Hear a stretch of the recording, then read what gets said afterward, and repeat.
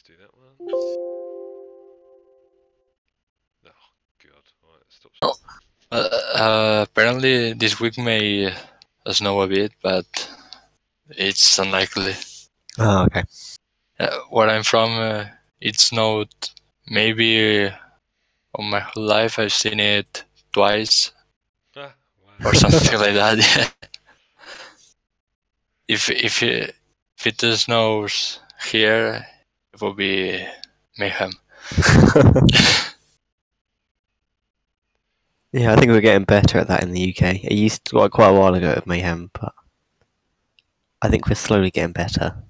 Well, this where it usually snows, this winter it got very hard, a lot of snow, and some people got trapped in the middle of the road and highways. Oh. It was a bit entertaining. So, should we start? Might as well start with last week's cliffhanger, whether Jan has managed to work out his Motec book. Can you talk us through the details, Jan? I can't remember exactly. Yeah, I'm sending it. Ah. So you go and follow. There we are. Let's see if this week it goes smooth.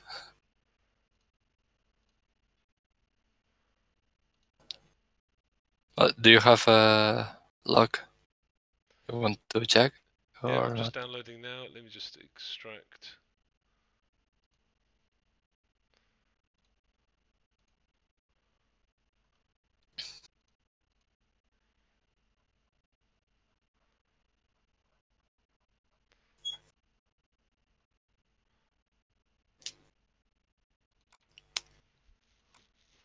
So that whole folder I'm going to move to. Trying to remember what I do now. Move to the Motec one, don't I? And documents, Motec, I2, workspaces. Oh my god, Photoshop just crashed for the second time today. I hope you regularly save. Didn't save this time. Oh. It's like the second time in 20 minutes actually. So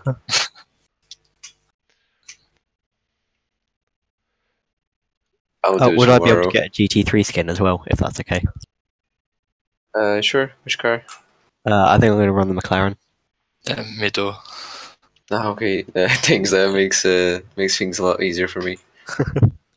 Yeah, I checked the signups for the Power TT, and I think we from the rookie master 4 or 5 with the McLaren. Yeah, I saw that. Yes, there's quite a lot of McLaren usage going on there. I just chose it so I can steal setups from other people.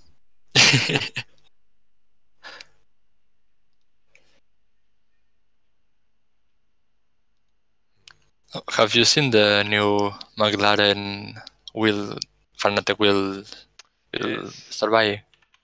Yeah, that looked nice. Yeah, with the double clutch. Oh, I didn't notice that. Yeah, you have the 2 shifters, but then you have 2 paddles for the clutch, analog paddles. Then you configure one to be the bite point. You press both, release one, and then with the other modulate to full like release. the F1 wheels. Yeah. Oh, I'm just looking at that. It's a nice steering wheel. 179 euros though. I think it's cheaper for me. Is that all? I found it quite cheap for Fanatec. Yes, it is cheap for Fanatec, I'll give you that. I was expecting like 300 or 400 for that. Exactly, same here. I think 'cause it hasn't got any like Alcantara or leather on it. Yeah, maybe. I mean, what was that video I posted with what's his name? YouTube video. Oh, I can't remember his name now. The one who speaks really. No, speaks like a. I don't know, like an American pilot, I think. Speaks really nice. Got a really nice voice. Let's have a look at my history. Is that podcast? No, it's a YouTube channel where someone's talking about a wheel. I'm just gonna have a look. Yeah, I just had a look at the price of all the other wheels. It's apart from their like cheapest base model, it's the cheapest one. Yeah. This one here. Back plate off, disconnect the shifters, and pull the plate off, and we'll actually take a peek in there and see what the wiring looks like. Because it always finishes it with So now we have the back plate off of the wheel, and let's take a look at that plate before we get to that. I know what's going on. Yeah, I also seen that video. Yeah. Or was it the beginning? The one that had custom wheel made. Yes. Yeah. I just want to hear his voice again because he's got such a cool voice. I look also. Welcome to another edition of the Sim Racing Garage. Video about I'm Barry the Rowland. motion In this rig. episode, we'll be reviewing Mike. Yeah. That sounds such a boring name. But you say it makes it sound really interesting. Let's go back. Right, and again. Welcome to another edition of the Sim Racing Garage. I'm Barry The channel Rowland. name is In this episode, Sim Racing Garage or something like that. Right, one more time. Welcome to another edition of the Sim Racing Garage. I'm Barry Rowland. Barry. In this episode, Barry Rowland. Anyway, look at all this kit in his back of his garage. Yeah. It's like got about There's £500 everything. million worth of sim gear kicking around in the. Just look at all these hubs sitting at the background there. Yeah, and the motion rig. And the motion rig, yeah. He had like the seat movers, and then he well, now we're going for was it no, come like DOF, Degrees of Freedom, come four, yeah, and then you check the price and it's like 15,000 euros or something like that. And you see these pedals here. I'm not sure if you can see the outline of that pedal. That is a flight pedal, a flight sim pedal. Which I've got kicking around my garage. I've yet to build a rig to go around it, but that will come one day. Anyway, so I think this is a page that we were stuck on last week. So you're telling me that this is now fixed? Yeah, it was. I mean, look at the. What? Do you have a log file you want? Yeah, this is loaded up now. I'm not sure if it's caught up with what you. No, I'm not seeing your. Yeah, we can't see you yet. Oh, look, there's me pointing around. Maybe you're looking at the tube. Turn screen share on. 1080, entire screen share.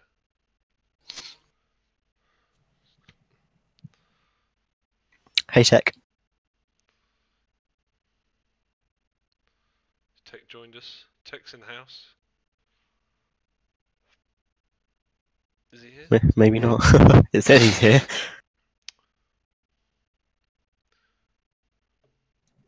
Evening, guys. Oh, there you go. Hey, Oh, there he is. He was there. That sure took you a while. Keeping the suspense Yeah, going. I had my headphones plugged into the wrong jack again. I was thinking, why can't I hear them? You want to be careful where you stick things in holes. User error. User error. It's not unknown for me. How you boys doing? Yeah, all good, all good.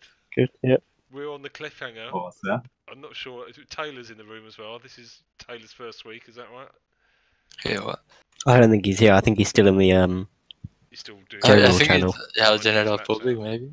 grinding his laps out. Okay. Let's just make. Have you invited? You invited him? Yeah, I just want to check that. No. That would help, wouldn't it? Yeah. No, it's not Tim Taylor. Why is he? You're not friends, I guess. Oh, well, that would help. Is anyone else? No. Nope. What? Well, let's.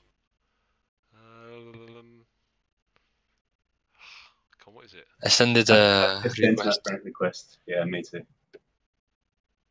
Add friend, just a 2 above where it stops being red. Yeah, there you go. I was just going to say, I was looking for send, not add. That's our president right there. It's going to get very confusing now. We've got Tim Taylor, Taylor Lane, and Tyler. Yeah. I'm trying to Triple jump T. into the general public chat and just tell him. Hey Taylor, are you there? Yeah. So I just realised you weren't in the chat in Motec School. We haven't really started particularly, but we're chatting away saying, "Hey Taylor, it's your first week," and then we're like, "Oh shit, he's not here." So, we've just sent you some friend requests. When you finish doing your laps, accept Okay. them, then we can invite you, because we can't invite you unless you're a friend. So I've just sent you some requests. Okay. How long will you be, do you reckon? I can come and join now. Yeah, finish your laps. It doesn't matter, but yeah, if you can finish up, then brilliant. We'll wait for you. I should be done on the laps. Cool.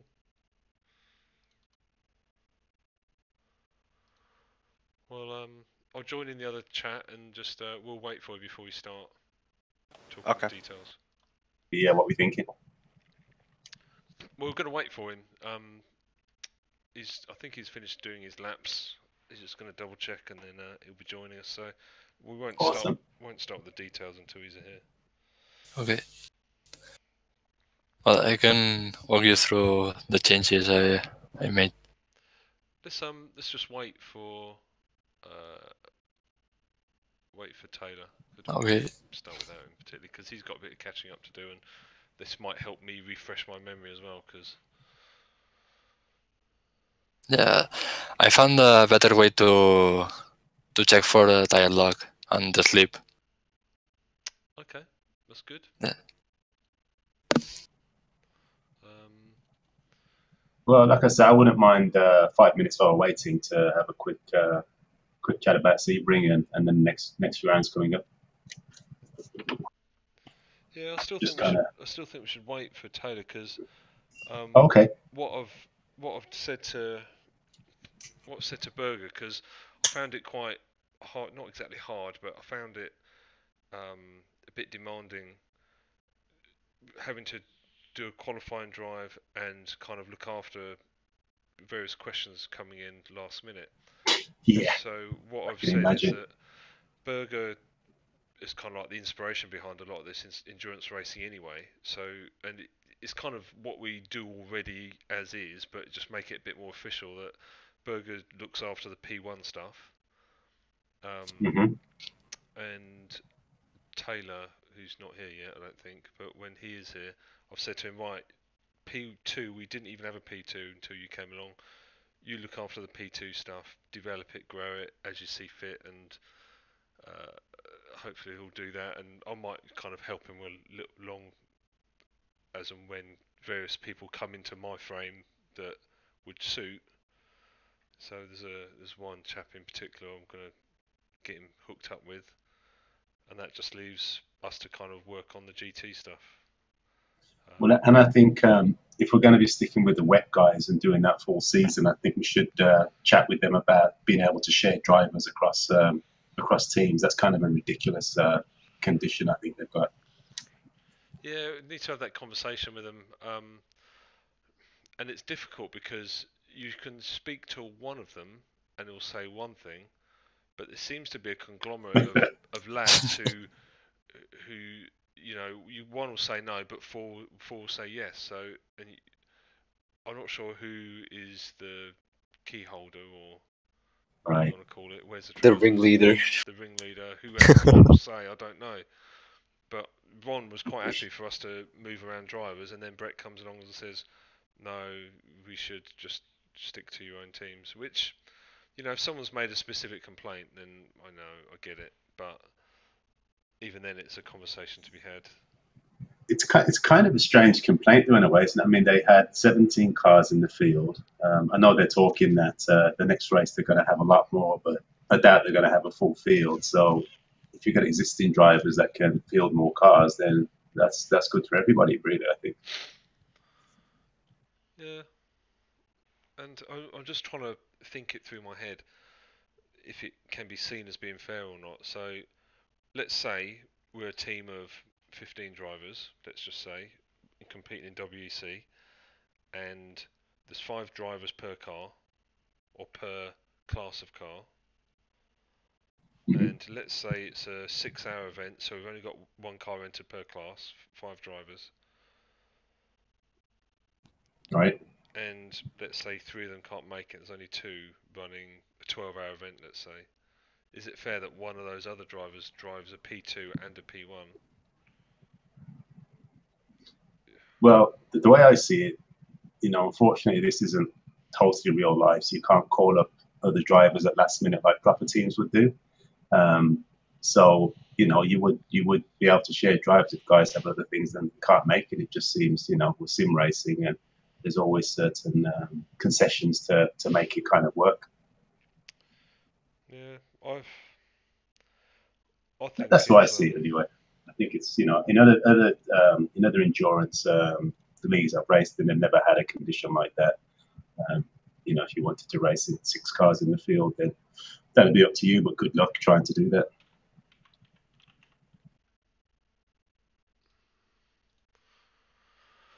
right. I've just added Taylor. Cool. Did you want any data files quickly before we start? Yeah, just post them up. Alright. I've got a Sebring file. I'm not sure which one it is. My first stint or my second stint. Hey Taylor. Hello. Apparently, I'm very hard to hear on my stream. Licton's just giving us a little heads-up message. I'm not sure As usual. whether that is on Hey, my Licton. OBS. That little analysis I did based on live races, do you think that was worth it or not really? Oh no, that was brilliant. We'll bring that up and have a look. Just trying to work out why my headset's really quiet. Someone said that on the Twitch stream as well. No, it's not that. Whenever I watch Licton stream, I'm as annoying as possible, but he always knows it's me. Can you turn it up just for YouTube? Because you're fine in Discord. Is it YouTube that I'm quiet on, is it? I'm guessing that's where Licton's watching. Yeah, it seemed to be pretty quiet on there as well. Check your. I'm guessing you're streaming with OBS. Yeah, I just checked both of those. And that... Which one's this? Settings... Stream... That one's a Facebook one. Let's check the other one. Settings here. See, that's not too bad. See if I can turn up. See, I can't turn that volume up anymore on my microphone.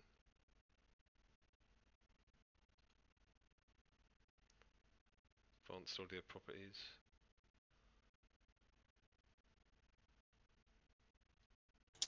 Maybe a bit of that. That might help. Testing, testing. Licton, tell me when I'm maxed. Let's try 150. Hopefully that's a bit better. Even that looks a bit low.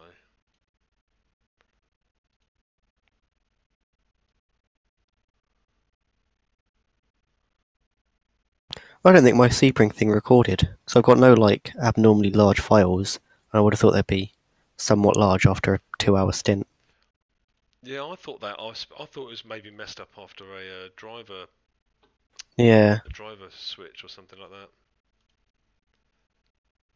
Because the only one I've got, it says it is the most recent one is at 11:30 in the morning, and I didn't start my stint until 2 o'clock, so I don't think it's recorded it.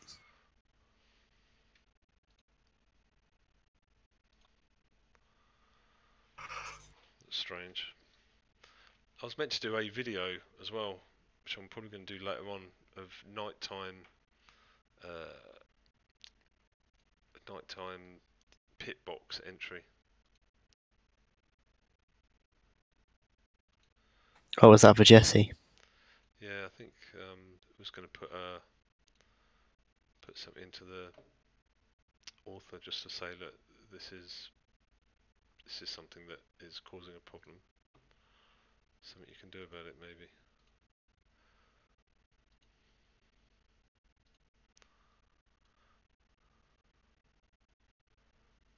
Let's put that to 200. Close to it, that'll do. Okay, right, that is that. Go back to here. So which data we're going to look at? So we'll look at the same data. I'm just about to upload my Malaysia data if you want that. Well, should we talk about Sebring first and then move on to... But I think Yeah, sure. start I was just going to with say 'cause I didn't have any data for it. Yeah, I don't either. Yeah, let me send through mine to begin with, I guess. Downloads. I think it's in here. Was it documents? I think I have some logs shushing them. Not sure how useful it will be. Why can't I find them? I've got the log from qualifying, but not my first 2 stints. Downloads. Yeah, there must be something with Motec because I don't have any logs for the race either, and practice and other bits and bobs, but nothing for the I think race. it might be to do with driver swaps, you know. Whoever is the first driver gets it, and that's all you get. Oh, it could be. But I was the first driver in our car, and I don't have anything. You don't have anything, no? No, I've just got qualifying, and that's it. That's strange. It is strange, though, isn't it? Right. I've got one, but it's, I think, going to be too big to put on... it's going to be too big to put on the Discord. So I'm just trying to...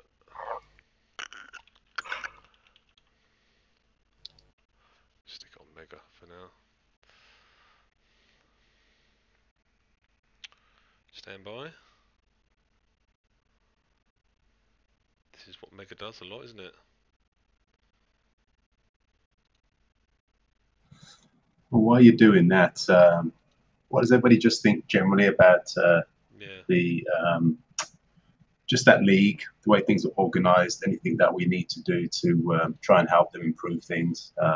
Because it's nice to have another league like that, other than outside of the main one at Sim Racing, whatever they're called, club. But what do you think? Because they obviously need some help, I think, or some suggestions to get things a little more switched on for the next ones. Well, I think it's really interesting because you really appreciate what Jesse does well, and how well organised what he does is. Because in comparison, some bits aren't great, but in other ways, you know, it's a different way of approaching things, which is, you know, sometimes a change is as good as the rest. So generally, I think the website is just awful. I dread trying to do anything on their forum and on their website. It was pretty good. They've changed over to that host. I'm not sure exactly what it is, but I think it's a well-known issue that if you, what was it hosted on? Was it WordPress or something like that? WordPress? I can't remember what it is now. That it is pretty slow, and they've moved to that fairly recently, so I don't think they're going to be moving away from it anytime soon. Yeah. I think if we can encourage them, I don't know how much they are using Discord. They weren't using it much, but that would be much better, I think, for pretty much everyone if they were using Discord a bit more and putting links to pages that we can never find in Discord. Yeah, and maybe we've got to use TeamSpeak a bit more. Maybe that's kind of half of us being a bit more flexible is using TeamSpeak. Yeah, I mean the thing with TeamSpeak is it's just nowhere near as agile as Discord, is it? Like it's, you know, you can post links and stuff in there, but you can't post pictures and other bits and bobs and videos and stuff. So it's and they've got a Discord channel, so they obviously want to use it. But maybe they're just transitioning. It would probably be better off for them to use Discord, because Discord it's almost like a forum mixed with TeamSpeak. Yeah. So it works just as TeamSpeak does, but you can have everything there when you need it. No, but the TeamSpeak is just because it has the whisper function. Mhm. which is annoying as hell because halfway through the race I've got this. Yeah. Like, what's this bloody noise? Shut up, whatever it is, just shut up. And it's driving me insane halfway through that race. And then But I mean, by the- TeamSpeak's great for the race communications and general chat if that's what they want to stick with. But for everything else, I mean, it just makes way more sense if we can use their Discord a lot more, I guess, and post things that that we think are relevant and try and encourage them to.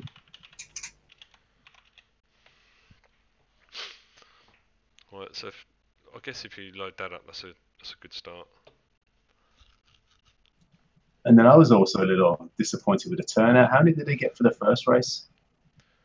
I think slightly less than this time. So I think But it's they're brand new growing it, I guess, this season, are they? Or well, it's season 2. We did one race in season 1, and it wasn't the the most professionally organised thing in the world. But what I liked about it is that everyone was there, really helpful. Joined in their server, joined in their TeamSpeak. Everyone, there's 4 or 5 of them on there, chatting away, talking me through video settings, talking me through X, Y, and Z, and saying, don't have your engine power up too high until you get to the end, and this and that and the other. And I think this was a 24-hour race, so this is where I think at the time that the engine life was 25 or 26 hours. So yeah, that's when it gets a bit close. Give us loads of tips on this and that and the other, and your rev limits and whatever else. So it was really super impressed by how helpful they were essentially, and I thought, yeah, I can learn off these guys. And so we did one race at Le Mans last year, 24-hour race, and that was an effort and a half. And I think that really bonded us well as a team, and we got loads from it. And we said, yeah, we'll come back next season because this was like 3/4 of the way through the season, and they've organised something. And I think what we like about it is that it follows a real season, day by day, so or to the date more or less. So when Sebring's on, then the virtual Sebring's on. When Daytona's on, then the virtual Daytona's on. So, yeah, but it's like a IMSA WEC season. Yes, yeah.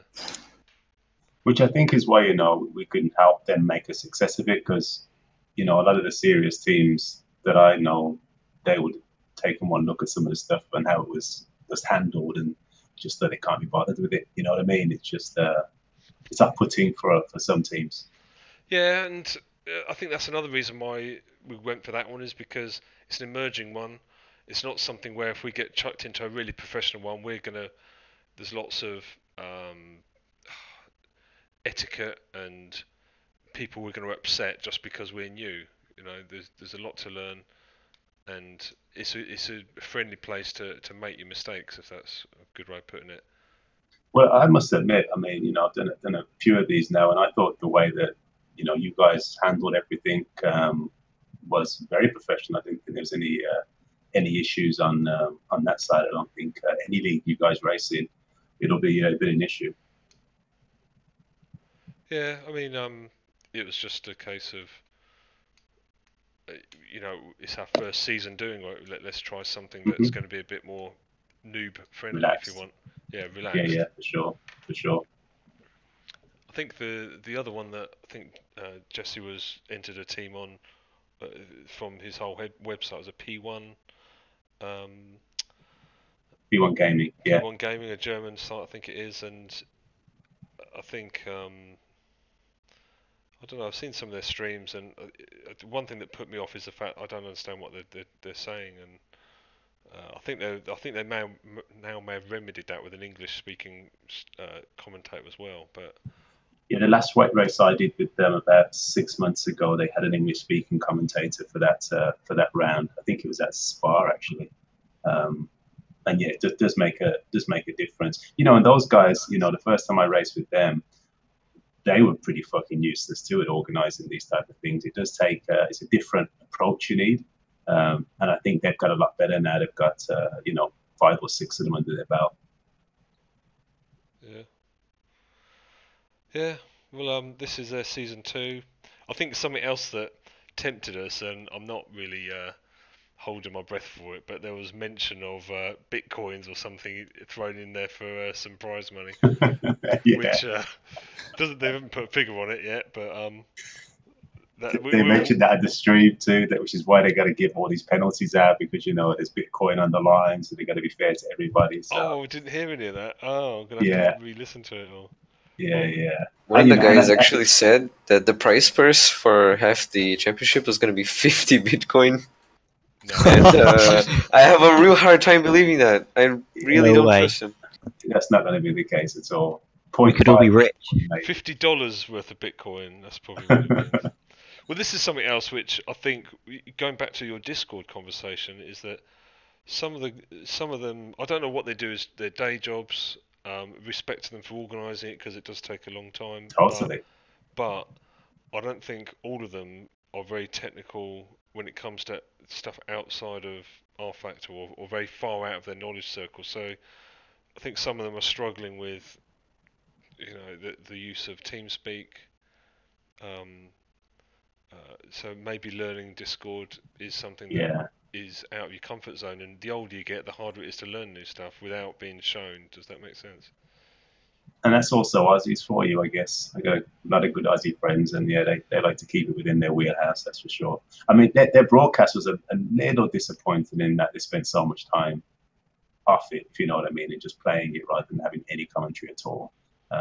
But I guess, like you say, they're a small team, so doing the best they can. Yeah, I think, but we'll do a season and take it from there. If it's not developed by the end of the season, then we'll look at what other options there are. But I think we commit to the whole season, and just stick it out. Cool. And beat those T2G guys. Fuckers. Anyone else gonna say something? Because I think. All I want to say is just I'm excited for whatever comes next, no matter what it is. Yeah. As long as I get to race, I'm happy. And are you guys happy about the 2-car on a sprint round and the 1-car on an endurance round? Does that kind of make sense? It makes logic to me, but I'm not sure if it's just my strange logic.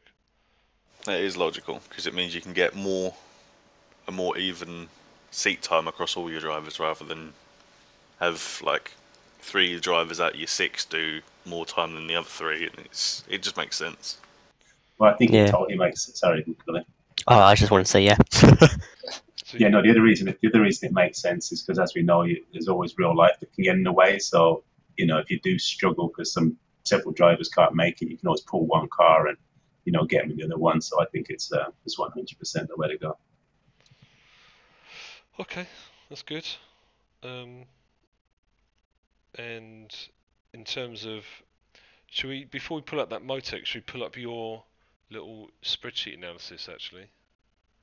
Yeah, sure. Because that's a good overview before we go into the detail. I wasn't sure how useful it was going to be. I mean, it threw up a few things that stood out to me, but generally I was more amazed at how close everything was between, the top teams, basically. Where did you dump it? I'm trying to remember now. Oh, it's in the general WEC endurance general. Endurance general, that's it. Got it. Yeah, that spreadsheet is very well made. Did you like my predictions on laps 340 and 339? That's pretty damn close. Yes, you were.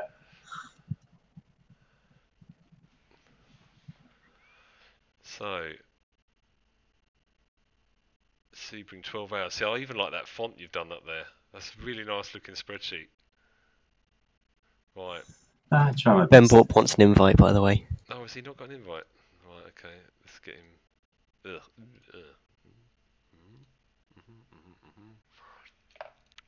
Are you not his friend, or is anyone not his friend? I don't think I'm friends with him. Oh, I'm not friends with him either. Who normally invites him? Joey, are you friends with him? I don't think so. Oh, no one's friends with each other. What the hell? I'm not friends with Ben either.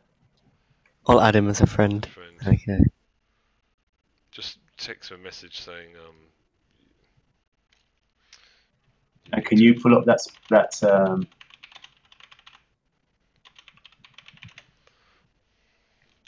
Can you pull that up, Simon? That On screen. spreadsheet. Yeah, that spreadsheet there. Yeah. You're not showing us again. Am I not showing you? No. What the hell? Why did that disappear? See it now? Yeah, we got it. I think when I went left to go get Taylor, it didn't come back in again. Maybe that was it. So all this data is just basically taken from the live race. So there's an export function. Yeah. Unfortunately, it definitely got a bit confused. It had nothing for Joker, and we thought that was going to be the case. There was some confusion there anyway, I think, with him on Live Racer. So there was no data available at all for him. And some of the other files looked like they weren't quite the full data, but I think it was close enough to do this type of exercise. Ben accepted, by the way, Simon. Hello, Ben. Oh no, you need to send him an invite now, apparently. Oh, God, right. Add friend, Ben. There we go. Hello, Ben. Ben. Or is he still ringing? There we go. Ben. Hello? Hello. Welcome. Yeah, it says video connected, which is quite scary. Well, you should be able to see my screen. Ah, in that sense. And if you click on the top half on my screen, you can make it semi-big, like that. And if you click down here, where these double arrows are on the bottom right-hand corner of that top half, you can make it full screen. There's an arrow on the other side as well that you can make it half screen or. Oh, I never knew that. Look at that. Oh, trippy. That was a bit freaky. So let's go back to this. Is it that one? Make sure you close all those tabs, Ben, before you share your screen. Well, you don't need to share your screen. You just hear him clicking like in fury, just trying to close it all quickly. Just close. It may sound like that, but that's because everything's being repeated 5 times. So, Ben, sorry you missed some of it. We're running a bit late anyway, so I'll put. So I just get Tech G saying close, close, close, close, close. So, Tech, go on, carry on. I'm not sure if you can see, Ben, on my screen share, but we've got the Sebring 12-hour spreadsheet, and Tech was just saying that he's exported most of this from live races, but trimmed it up a bit because it was too messy.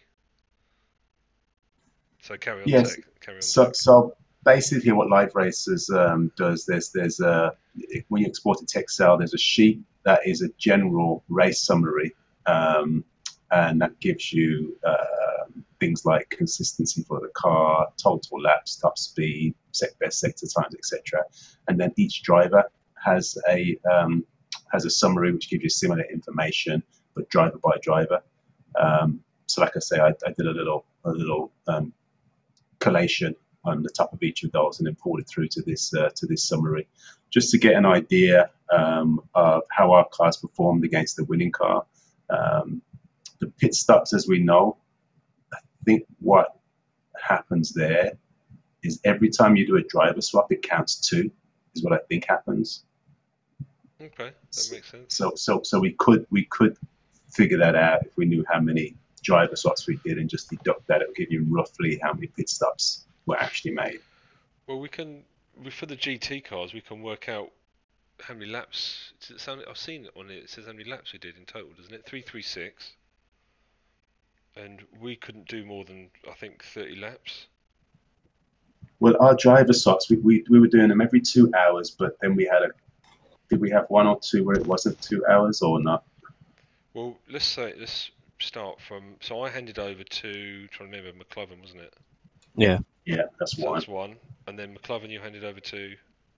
To me. To you. Then That's 2. you handed over to. Was it me again? It was me. Very good. I think it was back to you, but I'm not sure. no, was it? Or was it Joker? No, but I think it was you, and then you handed over to Joker.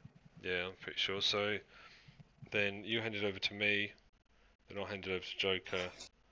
Joker handed over to Back to me, I think. you, who finished the stint. So that's 5. Does that sound right? It recorded 20. So that still doesn't quite add up, then, does it? Well, so obviously each pit stop wasn't a driver swap though. So if in each stint we did 2 pit stops, then Oh, you're right. Maybe that does add up. So we had 5 driver swaps and 2 pit stops per stint. So that's 1, 2, 3, 4, 5, 6, 7, 8, 9, 10, 11. I'm trying to think where. So that's 11. Oh, but then we had a bit of a mix-up at the end where I think I did an extra pit stop.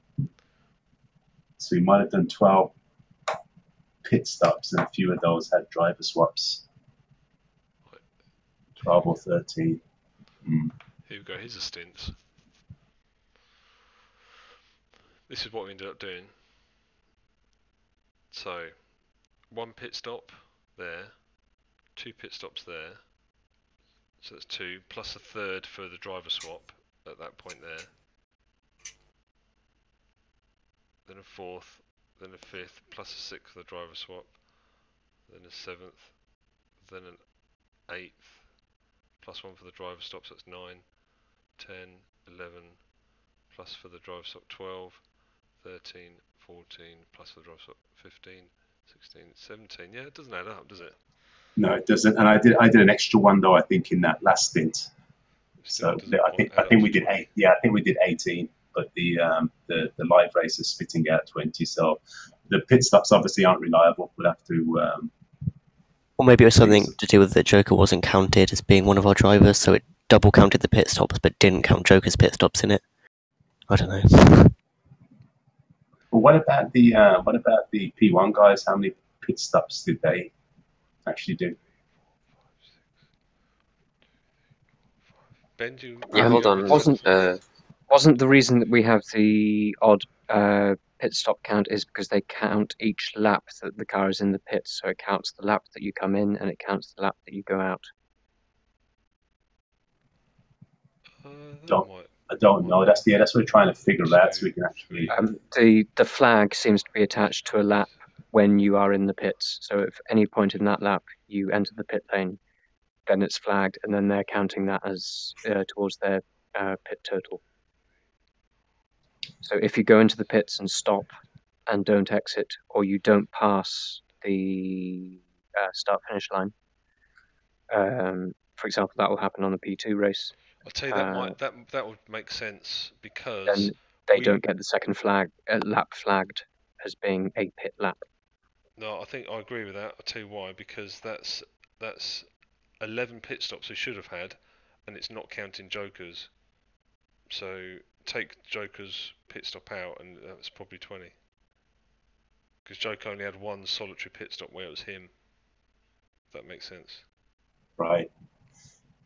So I'm guessing what it still does show us though is that the TG2 guys did a few more pit stops than us, not 6, but maybe 2 or 3 more. I think that ours should be 22 and theirs is 26, so they did technically two more pit stops. Yeah. So, like you were saying before, Simon, I think our strategy was very solid. You look at the lap times; they're all very close between us and them. Average lap times, basically. So that there's nothing in that side of it, and it would have been our strategy. I think that would have won us it because, as I say, the lap times are pretty much identical. Yeah. It seems like you're only losing to them in the second sector. If you look at the bottom right in the sectors, you were up easily in the first and third sector. Second sector, you were losing a 10th in the second sector. Yeah, exactly. Yeah, it was all very close though, still, wasn't it? In terms of even the fastest times. Yeah. So where did you gain your advantage in order to pull out? What was it? 5 laps, 6 laps at one stage? I think he took a break because he was the only driver, and it says on their Facebook he took like an 8-minute break or something. I think. Okay. Okay, so that makes a lot more sense then, because that didn't quite tie up. You're right with the averages otherwise. Was it AI took over? No, I think he was just sitting in the pits. Really? Yeah, I don't. I wasn't around when it happened, so I'm not sure. But yeah, it says on their Facebook that he drove the entire thing with only one break of like 8 minutes. Oh wow. I have to still say that's fucking impressive. That's insane. That is deservedly a winner's drive. So Yeah. I don't feel so bad now about losing. No, exactly. I feel the same. And it's even better that it wasn't planned, because apparently they did have a second driver planned, but he had connection issues. It was last minute that he was doing the 12 hours as well. Yeah, well, they were not going to run at all because of the package problems people are having, and that's something that maybe needs to be improved on. Is the instructions given on how to install those packages could be better. I know Ron did a video, but I'm not sure that fixed it for everyone. And then if you look at things like consistency, again, I'm not sure how Live Racer calculates it. I think I calculated it by taking out the best and the worst 5 laps. I think everybody, or 3 laps or something. 10%, I think, worse than the top 10% for individual drivers. So that's in the individual drivers bit, but the one at the top, they're just taken from Live Racer. So that's their consistency numbers. And again, there's not much really in any of those, I guess. Everybody was generally pretty consistent. The SEM P1, that's who won the P1 category, isn't it? Mm-hmm. Yeah. Yeah, that's Didn't the meme squad win? No, that was these Francisco, Roberto, and Daniel Pizzo. I think were the winning car. Yeah. Yeah, that SEM is the meme squad. It's I've shortened it. I've abbreviated. Sorry, yeah, it is the meme squad. I've abbreviated their team name. It's something meme. Well, I mean provisionally anyway, because they haven't announced the official results anyway. Yeah, but the big thing that stands out there is the top speed difference. Yeah. And on Sebring, you're kind of fucked if someone's going that much faster than you. On those straights. No wonder they're a second and a bit up on you in lap time. It's all in that top speed, I think. But they're also mentioning that the Nissans have significantly better tyres, which I think is what led to them having substantially faster or longer periods of optimum lap time. Right. In the Audi, we could hit 2 or 3 fast laps on S6s, and then that was pretty much it. Or I don't know if Gree had better luck. But they were able to run faster laps for longer, I think, because of those tyres. That's something that I didn't know about until I heard it in the race commentary. Something else that may be related to the tires, if they have more mechanical grip, they could lower the wings, and that's how they got the really high top speed. Yeah, that too. Yeah, what wings were you guys running? I think 5 and 15. Slipper. Yeah. So was that 5 and 15? Yes. And what was the lowest in that? Is it 0 and 0 in that mod? 1 and 1, I think. And what's the highest? Is 5 and I'm guessing by the P2 is a 5 and 19. Now, I don't know still whether that's 11, 12 miles an hour difference top speed. I don't know whether there's that much in the wing. Maybe there is. There definitely isn't in the GT cars, but maybe there is in those. Daytona, I think each click on the wing was worth 3 or 4K. So it could be then. Wow. But you could get some of that back by adjusting the rake. So no, I think it was a combination of both being able to run with better mechanical grip and tyres that or better in terms of longevity and grip. It's not worth really investigating too much if they're going to start messing with them for the next round. Well, when you Nope, say you're messing right. with them, I think what they're looking to do is Balancing balance it, because something. You were competitive last race, and I don't know. They seem to think you had something up your sleeve. I was speaking to the commentators, and they were saying you're thereabouts for quite a long part of that race.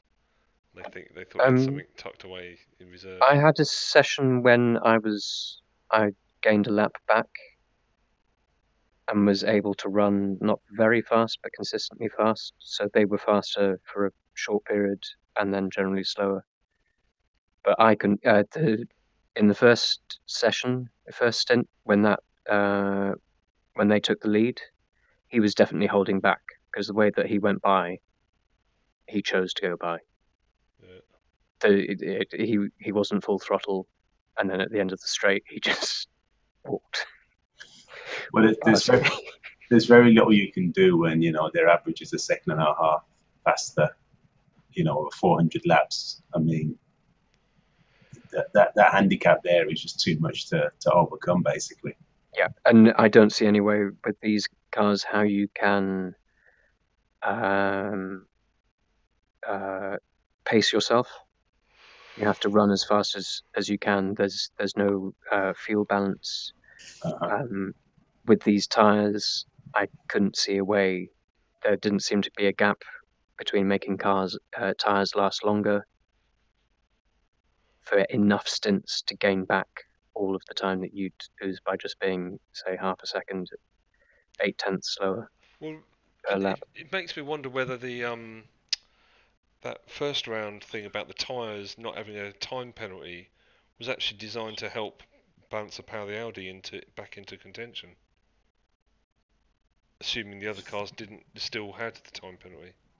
Well, they were talking also on the stream. I don't know if you guys heard this about adjusting either the track rubbering in or probably the track rubbering in for the next race. They just said that this track was too grippy and they didn't want it as grippy as this in the next race after it rubbed in. So they were talking about messing around with those files and keeping it a lot more green. That was one issue that we had in that we never got to run stints long enough. I don't know if you had the same problem in the GT, in that the track would come and go, and we'd never run tires through 4 stints on the server to know when it was the tire dropping off, when it was the track dropping off, when the tire would come back in, when the track would come back in.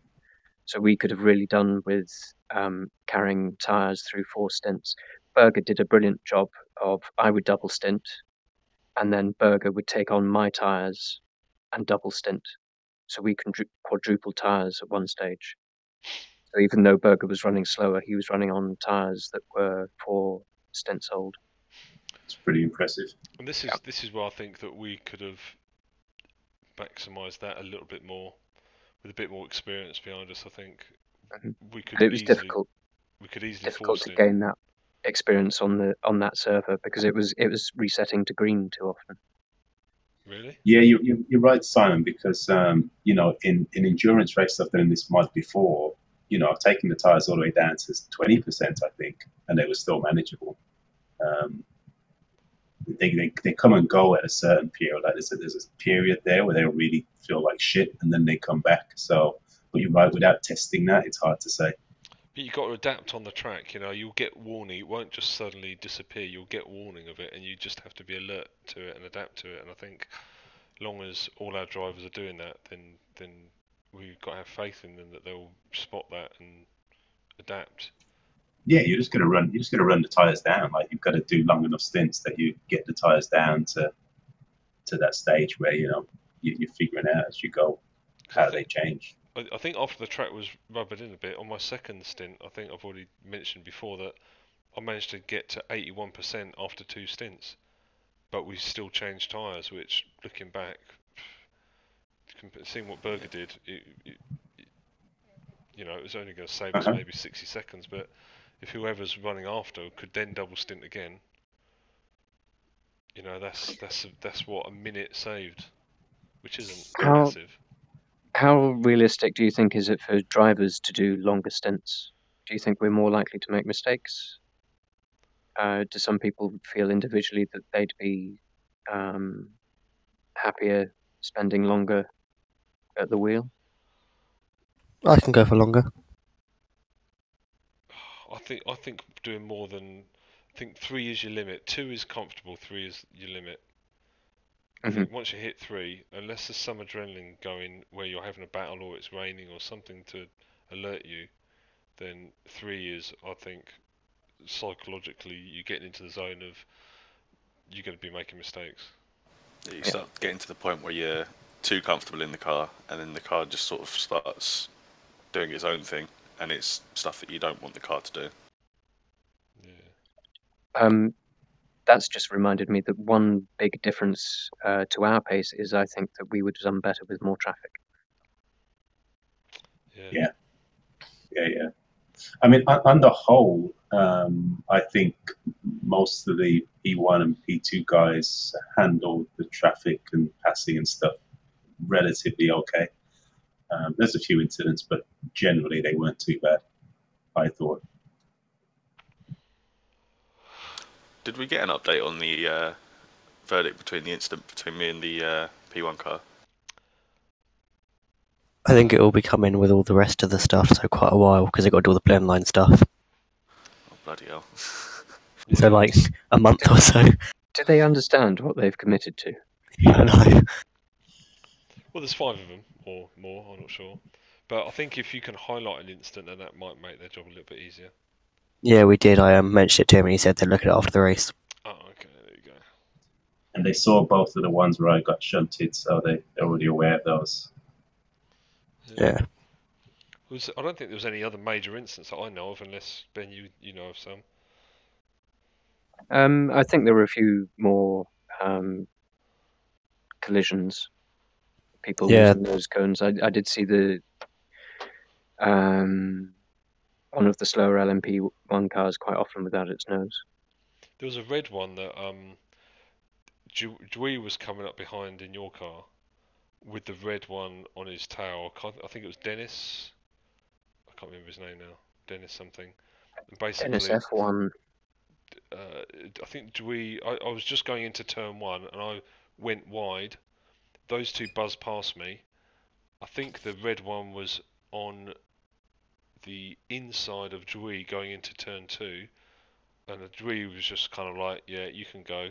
And he just basically went straight on into the barrier, and Dewey just carried on. And then I carried on after him, and it was quite interesting, you know. He just kind of dive-bombed me. He was several laps behind. Yeah, but you saw it coming though, so it was good, well played. One of the things they were stressing, I think, in the stream was that it's up to the faster car to make a safe move. Like the slower cars can stick to their line and accommodate if they want to, but it's always up to the faster car to make a safe move, and they'll penalise them if they cause an accident by being too aggressive. One of the weird phenomena that happened in the night was that as it got dark, I'd had no trouble lapping cars. But then all of a sudden it seemed that every car, other than you guys, who were obviously brilliant, would start moving offline. And I don't know if it's just because the dynamic had changed and people had got used to moving offline to let faster people by. But all of a sudden I'd make a commitment to run down the inside on the exit, and then they'd lift on the apex so they could pull it tighter. And a couple of times I was completely crossed up in the corner and lost an entire straight because the car in front had started moving offline. And it just seemed like for the whole twilight period, people were doing that. And I think that's possibly because headlights, you can see headlights a lot clearer coming at you than in the daytime, where you can sneak up on the daytime and not really be aware. And I think maybe the GT cars are being too accommodating. Yeah, and that suddenly started happening at night, which was a bit confusing because I thought everyone had got into a groove, and then it suddenly changed. Yeah. The only thing I could think with that is maybe they were having more trouble spotting their apexes and exits, so they were just more hesitant. As for seeing lights come in, virtual mirrors are just a total joke at night time. I mean, you do not see the lights of the car coming up behind you. Really? Yeah, there's nothing. There's like pitch black, and all of a sudden you'll see two little dots as they're about to overtake you, and that's it. That's probably what was causing it, because it was probably making them look at their mirrors, then look back at their turn, and they're already halfway around, which is then causing them to go offline, and the concertina effect taking place. How did you find it, Taylor? Because I think out of the three classes, you've got it the worst, because you've got to do overtakes and be overtaken. There was a few times where we had LMP1 cars overtaking us whilst we were overtaking GT cars, but we had one of the LMP cars, I think it was Gilles. He was doing perfectly, because he would wait every time he got up to me. It was always around Le Mans, and he would wait until we got onto the back straight, until we got past us, which was perfect. But then there was some LMP guys that they would come steaming around Sunset, and because I was better on the brakes than the LMP ones, they would stay behind, and then they would get me on the run round because they've got more grip, and they were indecisive of whether they were going to go on my right or my left, and that sometimes caused a bit of confusion. I found that Ben guy really impatient. Which one? Ben. Ben I was Dude, gonna I say- heard about him. My technique was always to take people by surprise, because then you knew that they didn't know. Turn your lights off until you're right behind them, and then turn your lights back on. Surprise! Ah! Like I say, for me, I don't have any problem being flashed to let me know you're there. Or even if you pick a side that you're not already and you want to flash and say, look, I picked my side, you stay over there, kind of thing. I think that's a useful way to use your lights, personally. Well, I think when we were doing team overtakes, whoever was in the P1 said on your right or on your left or on your outside or on your inside. That would make it very clear which way you're coming. Yeah, that's what we were doing, because it was me and you in the same Discord channel, and when you was in front of me and I was overtaking, you'd say on your left, on the right, and it made it so much easier. Yeah, I think our guys are very good. They always double check that, though, when, say, you're following another P1 car or P2 car, and then that overtakes us, because sometimes when you've got two or three coming, you don't always realize there's another one or two behind. There's a definite moment when the LMP1 class got exciting that they started taking no prisoners. Yes, I was watching that on stream. That was quite good. And I think you really needed to know when they were coming up behind you then, because they were just bombing past everyone. Yeah, that's what I got bumped off twice with. It was like a group of them, and one got past you, and the other one, he just was going for any little gap he could try and squeeze into. Berg wants to leave. My phone is freaking out.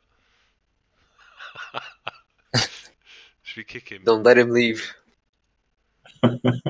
You shall not leave. Oh no, I don't want to remove him permanently from my friends. Remove from group. Do it. There you go. His phone is probably sitting at work, selling his insurance policies, and there's us lot chatting around in the background. He can't shut it up.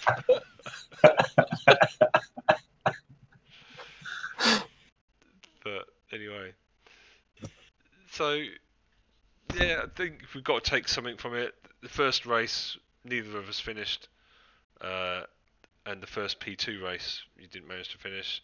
Next race for next goal for next race is just to finish, and then the goal for us P1.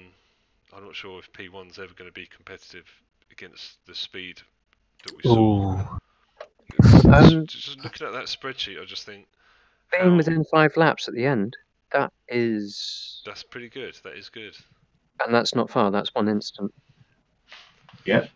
So what is it? Or a slightly different tyre strategy, and if tyre strategy becomes more important, we stand a chance. And we seem to have been on it in terms of knowing what to expect with tyre strategy and what our performance is going to be. So that's what's impressed me with no experience. What I meant to say knowing what was, we're going to do. I think what I meant to say was, which I didn't express very well, is that your Daytona advantage wasn't quite as strong here in Sebring. But it's all a learning curve, isn't it? They also, if you look at their drivers' total laps, they had two main drivers and one guy that looked like he just did a few laps. So I don't know if that was an error with the live racer recording, because his name actually was up twice, Roberto. But if that is the case, they saved a bit of time, I guess, with not doing driver swaps. But I don't know how much that counts for. That Francesco Grasso, that name looks familiar. Is he? He's in our league too, in the Apex. In the Apex, yeah. Yeah, Apex A League. So in terms of second car, Ben, have you got any thoughts on the strategies in terms of it makes sense to run a second Audi, or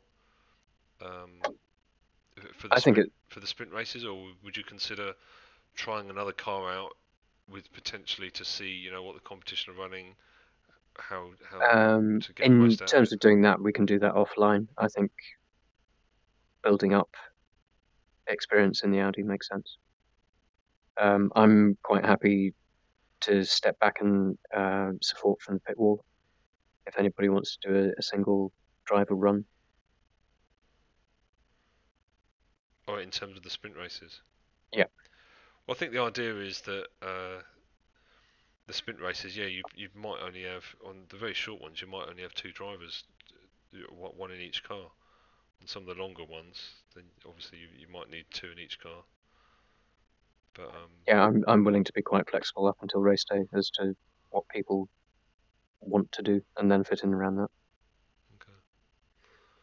Well, what about? I don't think you've got a choice on P2. I never realised, but there's only one P2 car, isn't there? I think so. Yeah. So that takes that out of the equation. Go on, Ben.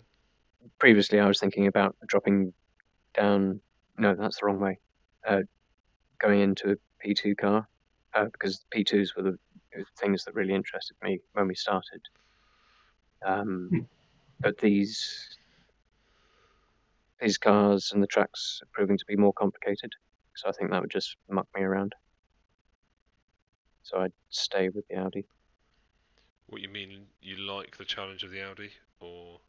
Oh yeah, but I didn't think that the tyre performance and the way that the track works would be so sophisticated. And then trying to work out how one car drives over multiple stints just means you've got less time to work out how your main car drives over multiple stints. Okay. In terms of sprint series, then, is the Audi going to be as competitive, or you're not sure how it's going to work? I think that's something we could I'm not test. sure. That's something we could test on Burger's server. We'll go for a spin round on each have one of the cars and see. Yep. I don't think so because. Oh, sorry. Go ahead. Sorry, I was going to say it's going to probably be a bit track specific because again, if you look at the split times there, sector 2 where it's more twisty, it's a lot closer, and then the other sectors where obviously it's just longer straights, that's where they can stretch their legs a bit. So on more twisty tracks with their straights, the Audi should be much more competitive, I think. We had something like a 30 kph cornering advantage in some of the fast corners. Wow. Mm-hmm. We were fast, and there will be circuits where the Audi I think is much more truckable. So if we ever get into a wheel-to-wheel fight or a fight that goes through the race, I think we'll have an advantage. So and like I say, in that just shows being up in able the to split drive times. Yeah, for sure. That would work well on a sprint race then, by the sounds of it. Yeah. Good. So what about a second car for the GT series? What's your thoughts on it, Motec, or who else is driving? Jan's Mac. here as well. Yeah. The holy one and Thanks. Jan here too. And Yeah, and the one who shall not be named. The one who shall not be named. We're not allowed to say his name. It's too holy to be said.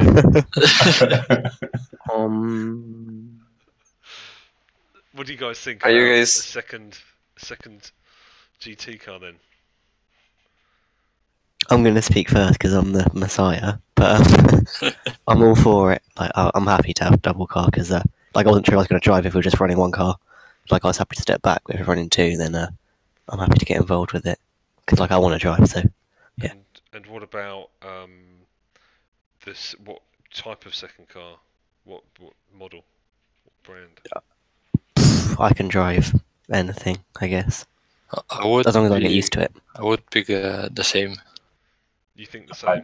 I'd second Yeah. that. I would stick with the same. thinks But the same. run the second one. Because otherwise, if we have a team with another car, when it's time to go for the long endurance, then the second team will have less experience on the Aston. I just think that once you've done 5 or 6 stints on that Aston, you kind of know it, and it's part of me. It feels part of me now, and this is maybe where I struggle to get back into the Camaro because the muscle memory is embedded of 8 hours worth of driving. And Yeah. does that make sense? Yeah, that's what we were saying. That's what we were saying. We all kept sliding off the track. It was like, driving that after the Aston just didn't feel right at all. You saying that is perfect because McLaren was struggling Yeah. getting back in the McLaren literally a couple of hours ago. I was going to mention that. And the other Messiah's thing, fallen. Is that what you're saying? Going into the bus stop backwards. Excellent.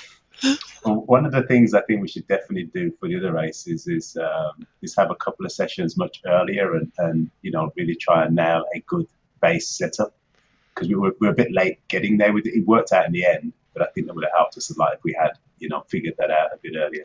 Yeah, and I think as soon as this track gets up, that's something we want to do is get that setup nailed, and even if it's not perfect, let's just run with it and stick with it and get used to it and grind out those fuel stints just to test how the tyres wear, and maybe run the tyres down to 20% and see what lap times you can still get out of it. It will help as well gaining the experience with setup building with the cars because eventually it will just cut the setup building time in half easily. It's like the setup for the PT that I guessed all of that in half an hour. As soon as I went out on the track, it felt perfect, and there was just little changes after that. Yeah, that's good. But hopefully that setup we got for Sebring might be a good starting point for other tracks too. Fingers crossed. That setup for Sebring should be okay, if not perfect, for Long Beach because it's fairly similar and aero-wise, because it's a street circuit, you need quite high downforce, and Sebring you need quite high downforce as well. So it should be a good baseline to use for Long Beach. I'm just gonna put something out there, and I know it all makes sense to all use the same car, but I still think looking at a 1.6 hour Long Beach, come on, let's have a bit of fun. Let's Viper. Let's go and get a Viper out. Exactly. Let's bust the Viper out and mix it up. You guys picked the Viper. Can I drive the GT? Let's make those P1 drivers regret ever choosing P1. I'm good with the Venom. I mean, the Aston, that's my car for a couple of seasons, so I know that quite well. I know the Corvette. I don't know the Venom. I only know the guys that did drive it, and they were fast as fuck, but not many of them lasted very long. Besides the top guys, so it'd be a good challenge. If you switch over to the Viper, Simon, I don't mind driving with you. Well, this is what I'm saying is that if we've all banked the required hours on the endurance in the Aston Martin, like look 12 and 20. We've got those two out of the way. Then just going into it on a sprint isn't really exciting me particularly. It's not. Yeah, I'll do it. But to have two of them on the grid, yeah, great. Let's grind them out. I just think it'll add another layer of excitement to say, right, who's running the Viper this week? Oh, this track, I can't handle the Viper. Someone else will have to do it, and it will Then just let's do it. It'll be Let's like do it, passing buddy. the hot potato around, or Yeah, let's fucking What's- do it. That what- sounds that we're doing this to have fun, so fuck it, let's do it. That'll be fun, definitely. So if everyone's on board with that, I think that it's just going to add another layer of fun to another conversation that maybe it's making life complicated, but Or misery for the guys that end up driving it, like we were miserable yesterday in that fucking Camaro. I mean, honestly, that was horrible. I so wanted to quit that race. It was just disgusting. I know. And fair play for finishing, because I think you and me were the only one who's getting points as well, right down the bottom.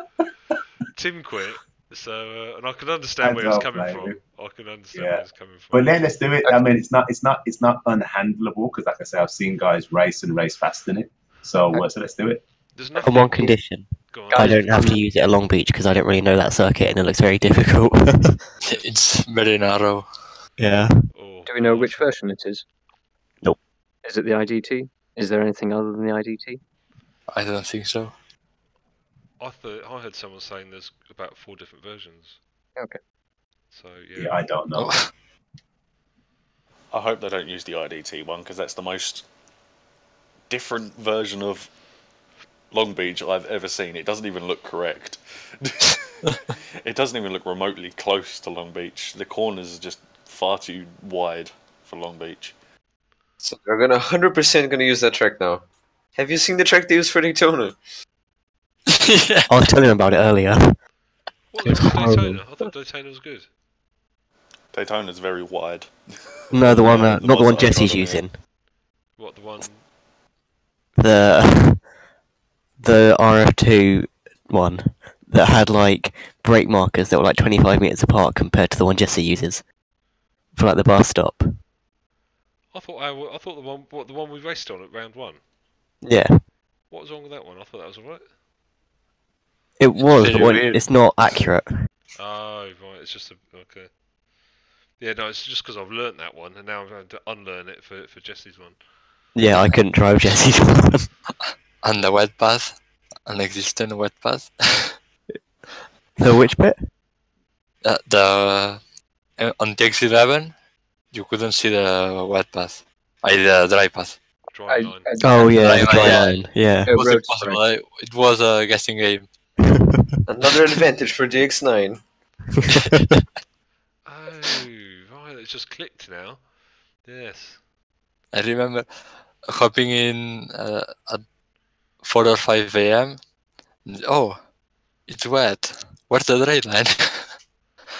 And I think Gui or Burger said, well, you have to guess. So, okay. Well, I think that Camaro race yesterday, I was going into it going, right, let's just pretend it's wet. And I managed to get up to about, I think, 7th at one point. And I was doing really well and I was confident. And I think looking at some of the other reviews, people were saying, if you could make it to the second half of the race in the Camaro, then the grip started coming back to you. And I think it was lap 4, or lap 3 even. That first, the last straight, not the home straight, the straight before, going on to that, made it round the corner, just accelerating away, nice and easy, 1/2 inch on the curb, and that's it. I'm backwards. It's just crazy on those curbs. Yeah, it's something weird with either the setup of that track and with that car because everybody was struggling with it. Yeah. Well, should we? So now we've chosen Viper. You kind of get one coming from on that. Hopefully, it's not going to be a decision we regret, but I just want to see a Viper in a Ricky Monster skin. That's what I want to see, in a white That's Ricky what I Monster was skin. just thinking. It's only 20 more minutes work for Gui. It would See what look what the amazing. I meanest think. biker you can do. To be honest, in those 20 minutes, Photoshop is probably gonna crash like 5 times. What Remember to save. what version of Photoshop are you running? Control-S, CS6. I've got a subscription which I don't use for the whole Elements thing. Do you want that sign in? Nah, no need, thanks. Okay. It's too much money. Well, it's free. You don't have to pay anything. There's the other thing of it'll take longer to get round the slight differences. Yeah, true. If you're used to it, then fine. Also, if anyone wants any Microsoft Word or Windows, I can get that for free as well. Oh, check you Is out. this being broadcast? It is legal, just saying. It's Oh, not illegal. yeah. He's talking about his friendly Spanish friend, the order. Bay of Pirates. No, I get it free from my work, so. Bay of Pirates. Oh, how once the Messiah. Now, where are you? Right. Should I'll we give go it on 2 to- minutes and there'll be a knock on his door and it'll be the police. You've been using stuff from Bay of Pirates. Yeah. So you don't know that Simon's a detective. No, he doesn't. You're bringing me into disrepute. And you know what my address is, Simon. Yeah. Do you think I care? No. So should we go on to quickly moving on to some Motec data? Because Jan left us on a cliffhanger last week. Has everyone downloaded that R Factor 2 workbook that you posted on? Where is it? It's on the group or the one Motec school. Yeah. Yeah, this one here. Can you see rfactor2.zip? Has everyone downloaded that? Yeah, I don't know, did it? And have you got the 1.1 version of Motec? Should be. Motec Pro. If you go to help and go about, it should tell you in there. 1.1.2. 0.2. Yeah, 1.1.2.0808. That's it. Everyone else following that? And then, so you download that file on here, the zip file, unzip it, stick it in your documents folder. Where is it? Documents, and then it's Motec, not Motec projects, Motec itself. Then I2, workspaces, and dump it in here. Obviously that's last week's one. This is this week's one. So dump it in there. Then I think you might need to come out of Motec and open it up again. And it asks you at the beginning page which one you want to open. Do we just put all the files from in that zip into Yeah, Motec? the Yeah, whole folder. It's a folder. The whole folder into the.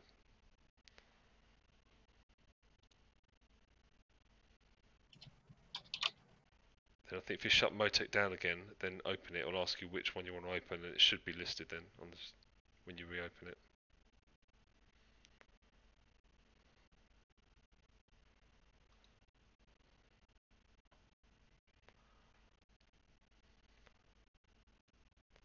And did you have a log file, Taylor? I do in my R Factor directory, yes. For the Sebring race? I've got your one. Oh, okay, right, excellent. Because mine only logged qualifying. Literally, Oh, my only lap in my last lap in qualifying. That's the only one it logged.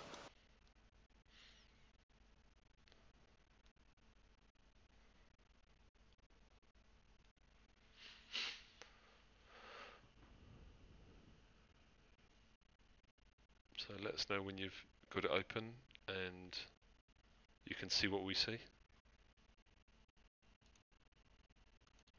My WinRAR's being an absolute pain in the ass. It's because you haven't activated it. Yeah, who activates WinRAR? I think that was a joke. Yeah.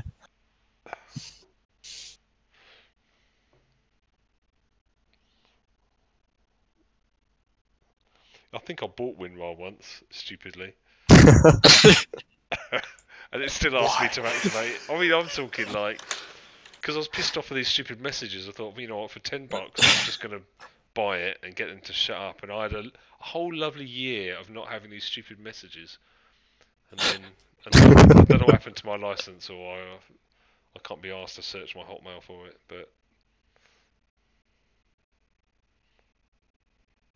or if it's anything like Power DVD, then you have to buy a new one every single year. I like R Factor 2 when it first came out.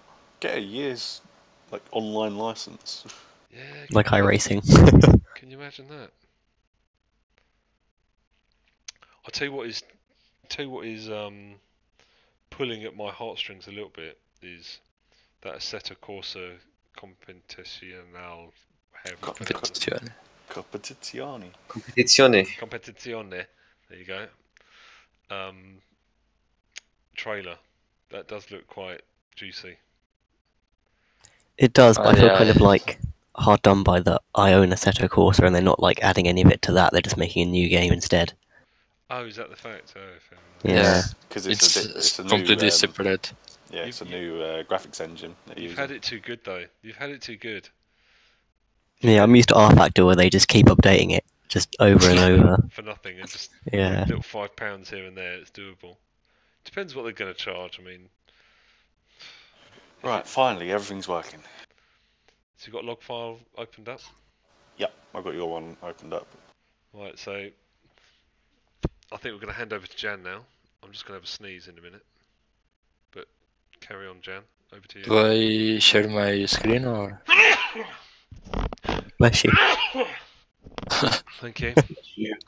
Sounded I was trying majestic. to mute my mic then. It didn't It's work. majestic as fuck.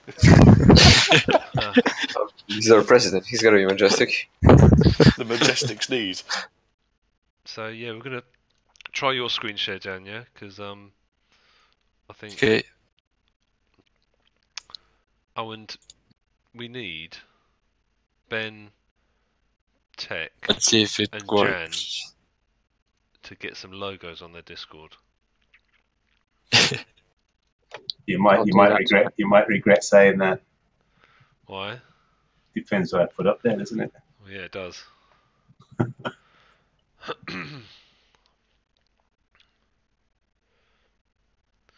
Sorry, I'm gonna have to disappear for a little while.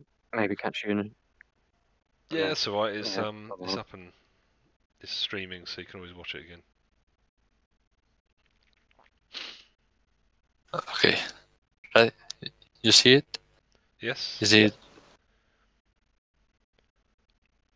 Yeah, Is it fluid? it's just about clear. I think I can make out the numbers. Yeah. Okay. Well, this is the cliffhanger. This is Like also- the change. The what Tech asked. Like the change of the percentage over time on a specific point. Oh, so when you press the play button, then you can see Yeah. it. So it'll go up. Yeah. Okay.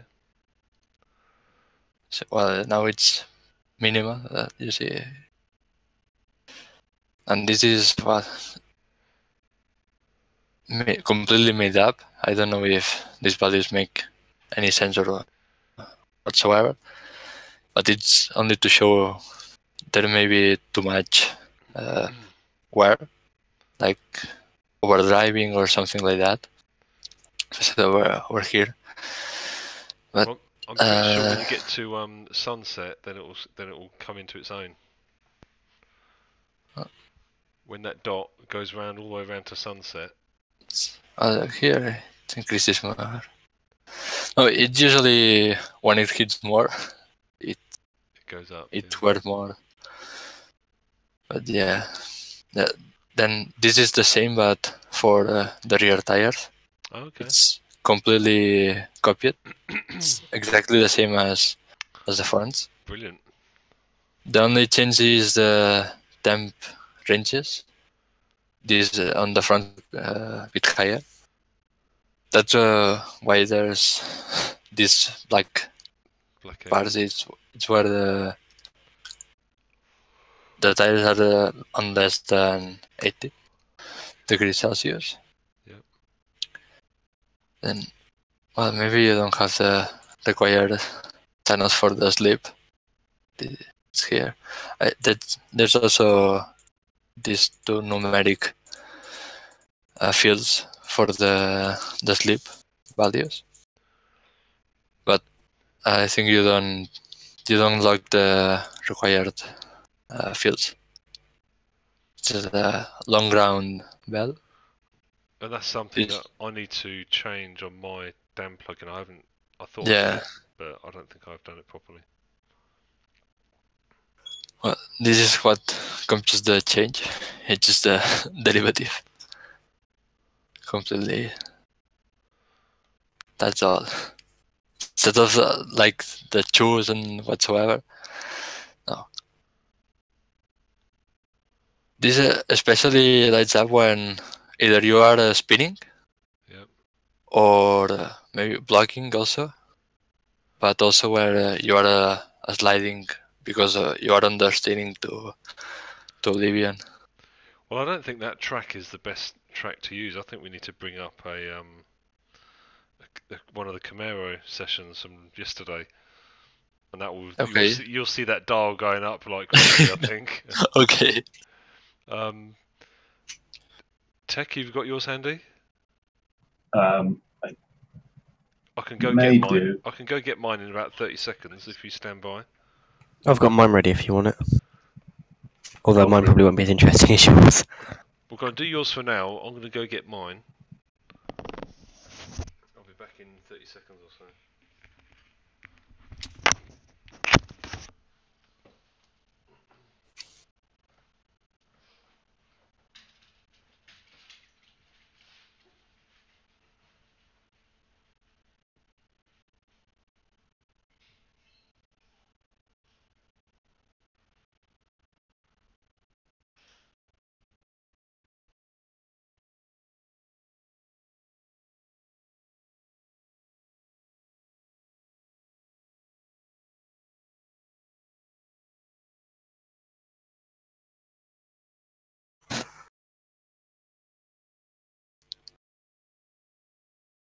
Cool, it should be on that link now. Yeah, I have it. It's downloading. Did you change the logged fields? Yeah, I should have done. I don't know if it worked or not.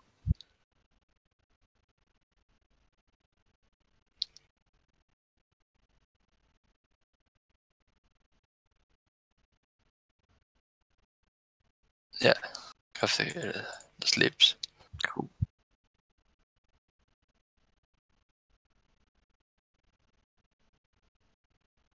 Now are a bit closer to zero on stage especially.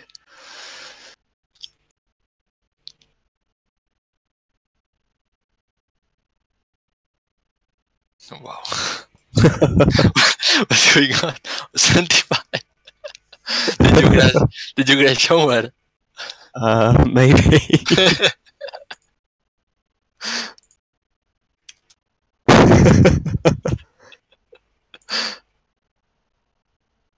Oh, and this one.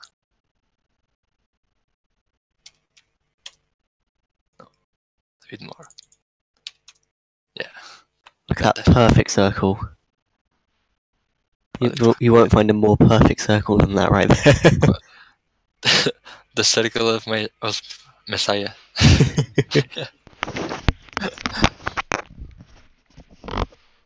Right, I'm back. Hey. Yeah, now, well, you can see here is the slip from both tires, and we'll see the tire change. That's a percentage. It changes for 1 second. Like the value here is what it's dropping over a second if the wear would be the same. Yeah, this changes every moment almost. And here you have if the I think how it's set up. I think it's the sleep is positive. It's the tires are going slower than the what are supposed to go, and if it's negative, they are going faster, so you are spinning the tires.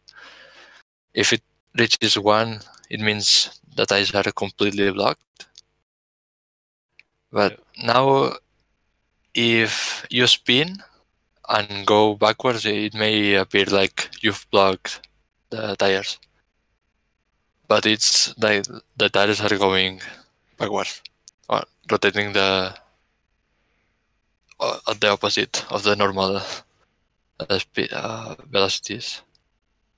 So, well, I think I have the method to check if you are spinning, or you are going sideways or losing traction, because the new fields also add a new channel. Is the grip factor. It's from 0 to 1. If it's 0, it means you are completely spinning the tires. If it's 1, it's max contact, like perfect contact, and in between is like different varieties of spinning or losing traction.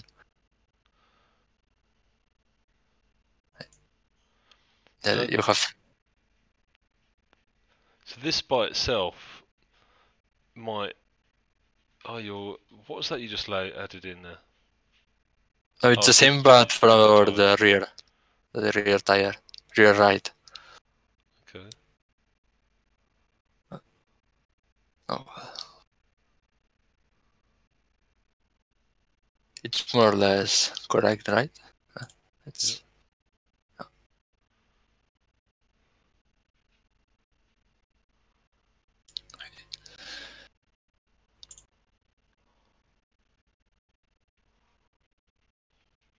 Is anyone else finding that picture a bit grainy? Yeah, a little bit. Yeah, it comes and goes. Yeah.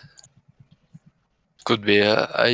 Sometimes I had trouble looking at your screen share. It'll be because we don't pay Discord for Nitro, so we can't run it in 1080p. Yeah, maybe. Well, I signed up for it recently. I'm not sure why, but I thought I'd give it a go for $5 a month. If you've got Nitro, you should be able to set it to 1080p. Yeah. Yeah, I can. I'm not. I can't. What?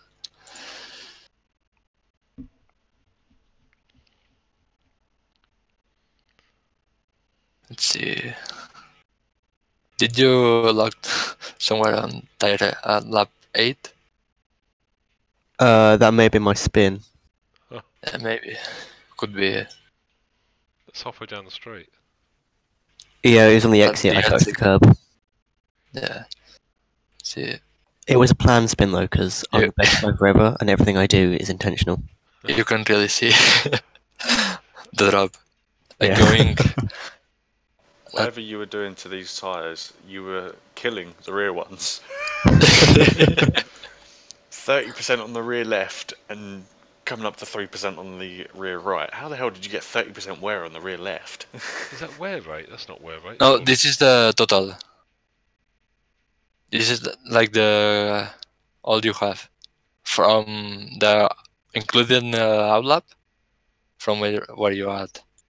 Like if you change it to somewhere else, this keeps increasing. This is the change. Yeah, This is what tells you the immediate change. What's that 34%? So you tell me on lap 12, he had 34% tyres gone or remaining? Gone. So he had 66% left. Yeah, this is the remaining of the tire. Oh, right. Okay. and this is what's accumulated At from that all the wear from the start. Like, you can see it's total tire wear. It's from the excluding out lap and in lap. It's the wear. That's to make a wear per lap, the average. I'm Doesn't show still lost. Where per lap? But what I'm thinking is, shouldn't that be 21% or 20.1%? No. Because it's the opposite of 79, or I'm misunderstanding what that is, and I can't really. This is the wear, but it's only the max value and the minimum value of that field during the real laps, let's say, excluding the out lap and the in lap. Is it the tyre wear of both rear tyres or just the rear left?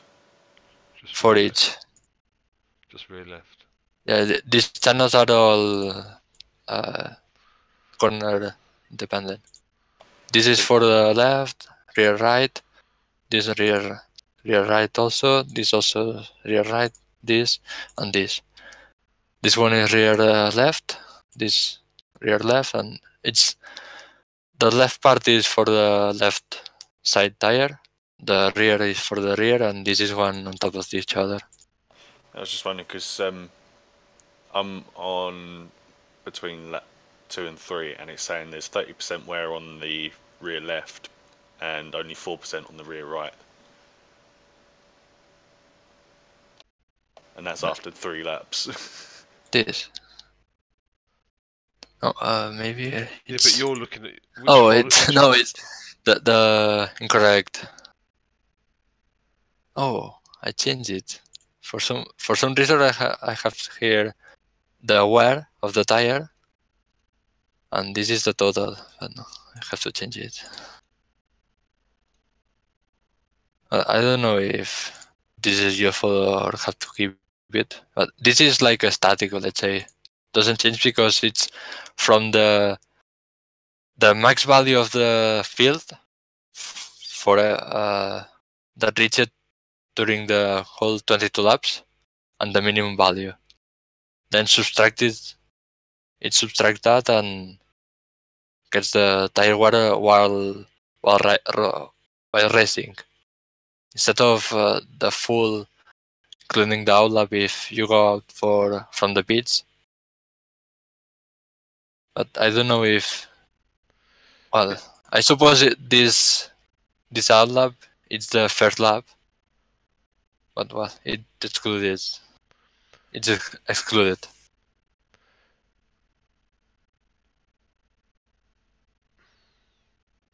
I don't see the tire wear channel here because it's this channel is subtracting the 100 to the tire wear channel. So it will be the inverse over the 100. But this channel is what I use for the average. This is. I put it here. Not sure why.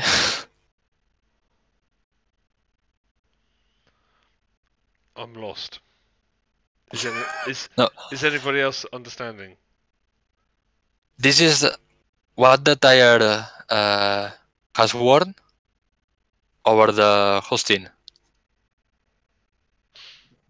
Yeah, so that's the current tire wear. But that's the total tire wear for the whole stint that you've done. Yeah, excluding the out lap and in lap. And that doesn't change. That stays static. No, this is static. Okay. And the one to the left, 99.9, that's what it is currently, and that will decrease further. Yeah, this is the remaining. Okay. So that means that at this point the wear is 0.1%. Yeah. Okay, I get it. Right, I understand now. So at the end of the race, you'll be down to 34%, and that 99 will gradually get closer and closer to 35%. Yeah. Okay. No, it will be the 100 minus this. So it will be like 66 or 64, something. Yes, I get it. Let's go to the end.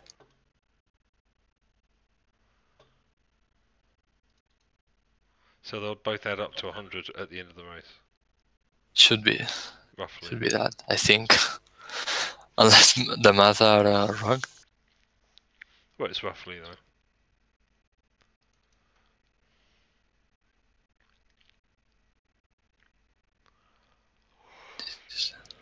And 64.1. Well, no, it's not because the outlap, it's not counted towards this. That's right. Yeah. Yeah, but this seems to be the first lap because it's on a standing start.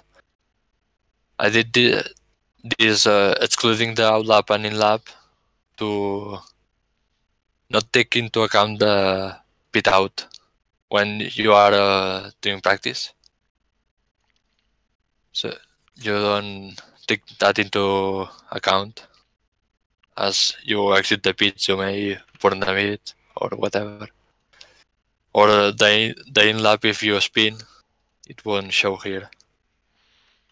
Okay. So we're only doing inner temperatures, aren't we, on here? I'm just looking down the straight on my setup on lap 2. I'm going down the straight and my I don't know, they just look like they're burning up. Yeah, this is supposed acceleration. You see it?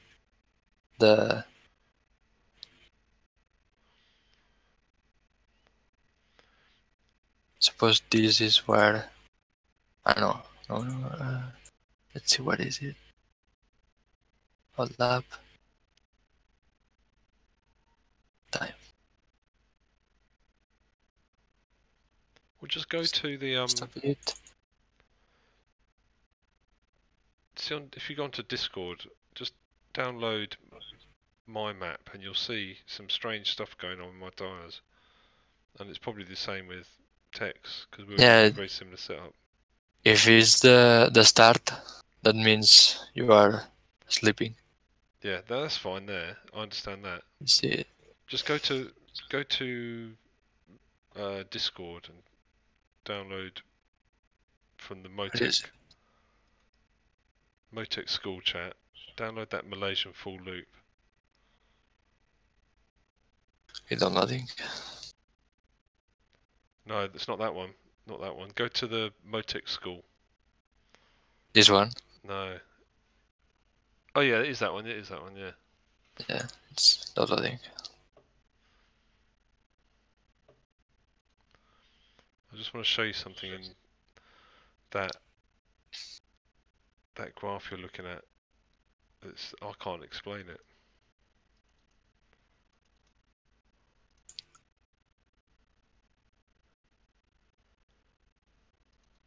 Where on the outlap? Lap 2 on the rears. This. Let's go back to it. Yeah. No, this is the temp. So that means over this period, the tires were hotter than 132.96 degrees Celsius. But they were yellow coming out of that bend, and then they've gone red. How have they got hotter once I've gone into the straight? I can't work that out. Suppose you slipped or spin.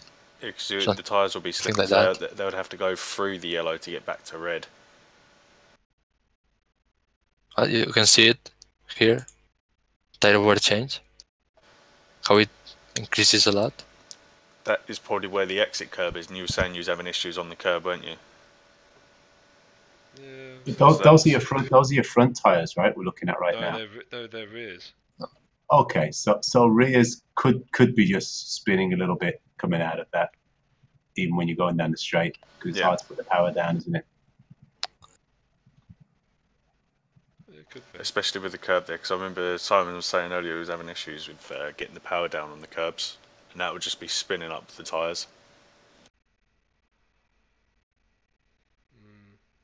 Because you see that in the next hairpin as well, Simon, where as you're coming out of the hairpin, it's the tires are going red again, and it's the same thing, but it's spinning the rear tires up on the way out of those turns. Yeah, and it's only that lap as well. Lap 3 is fine. Lap 4 is fine. Lap 5 is awful. Well, it might be a mixture of the track rubbering in and everything. If it's getting better for every lap, if it's getting less and less every lap, then it'll be the track rubbering in as well.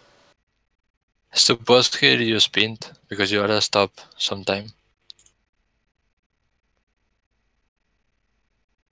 You see the change on for the time and distance.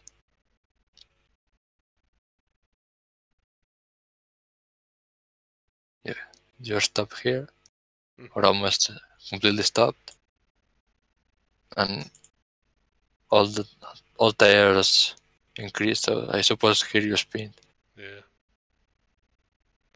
It's quite possible. I was spinning quite a lot.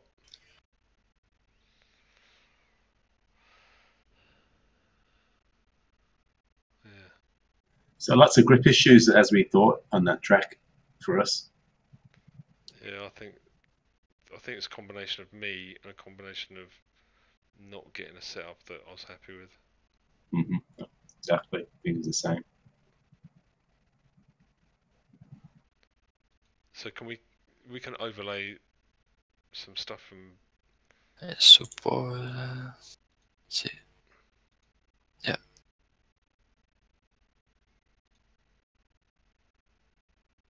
This is fastest. The both fastest laps. Oh, you can overlay it now. Yeah. Ah. Let's see. Okay. The black one is McLaren.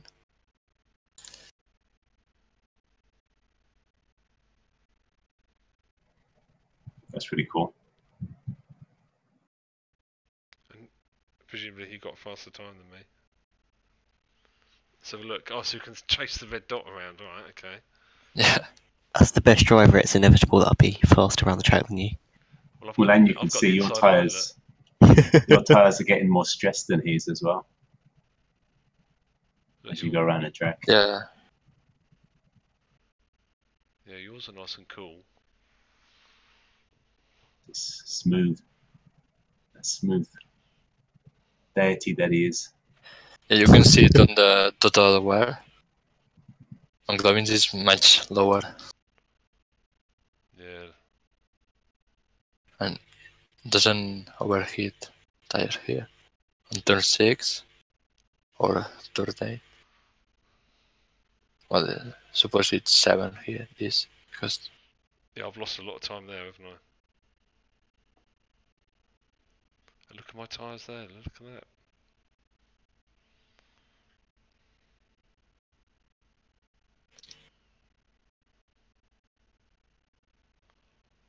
That corner, I hated that corner.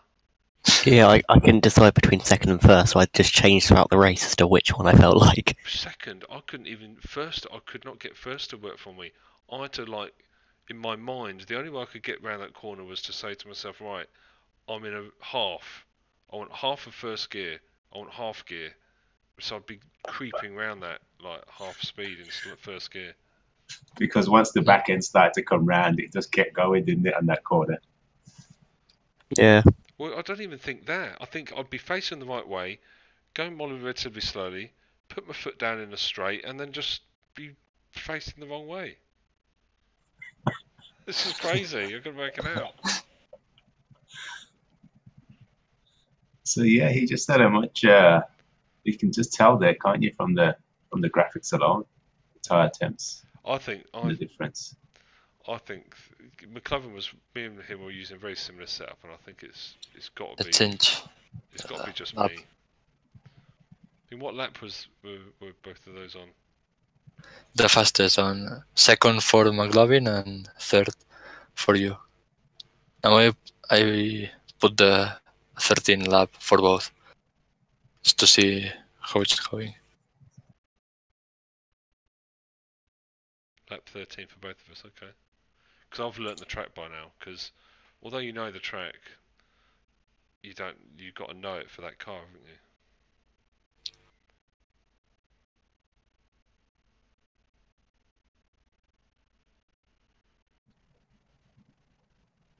And Simon's a red dot again. Yeah. Yeah. How much wing were you using? Because I sometimes think I didn't have enough wing on. I was using the setup you sent me. Yeah. That's mental. It seems like you were a lot more smoother in the first half of the lap, Simon, and McLaren was a lot smoother in the second half of the lap because he used his tyres a little bit less. In fact, no, over the entire lap. Yes. You're not using anywhere near as much tyre on the front right.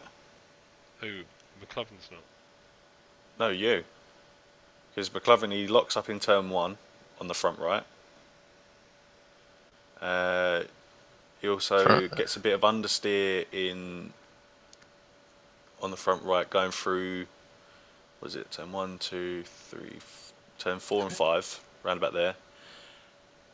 And then he gets a bit, and then he gets a bit of understeer going up into the second to last turn because you see it goes red. That's just him pushing the tyres a bit much on the right. Yeah, but look how far ahead he is. I'll take that over being a second behind. But you're using less tyre than he is over the lap. But Simon has more wear. This is the remaining. Yeah, that's because of earlier. I think Simon'd already taken more of his tyres in the previous laps. Yeah, I was like, oh, what's going on? Just all those spins. I mean, I don't know how many times we all span in the first few laps. It's just, I think, I don't know. It is really bothering me, but I think the setup wasn't right, and I think my automation was still, my head was still in Aston mode. Yeah, that'd be the point, because the Aston you can be a lot more aggressive with. It's a lot more forgiving, whereas the Camaro, it's a big lump of American muscle car.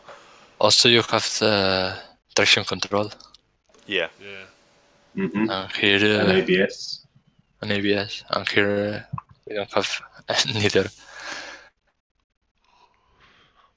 But I found it was very loose off power. That was where I was really struggling. I'd be going around a corner pretty slow off power, no brake, no gas, and the back end would just keep coming around, and there's nothing I could do to stop it. Well, I normally run a preload of 1, and it's the first time that I've not done that because of that Aston, because we were having quite good results not having it as 1. And I think maybe if I put it back to 1, I'd next race, if I have difficulties again, I want to try and put the preload back to 1. I think you had it pretty low anyway, didn't you, I Simon? did. I had it on 3. And I think I'd knocked mine down to 4 or 5 in the end.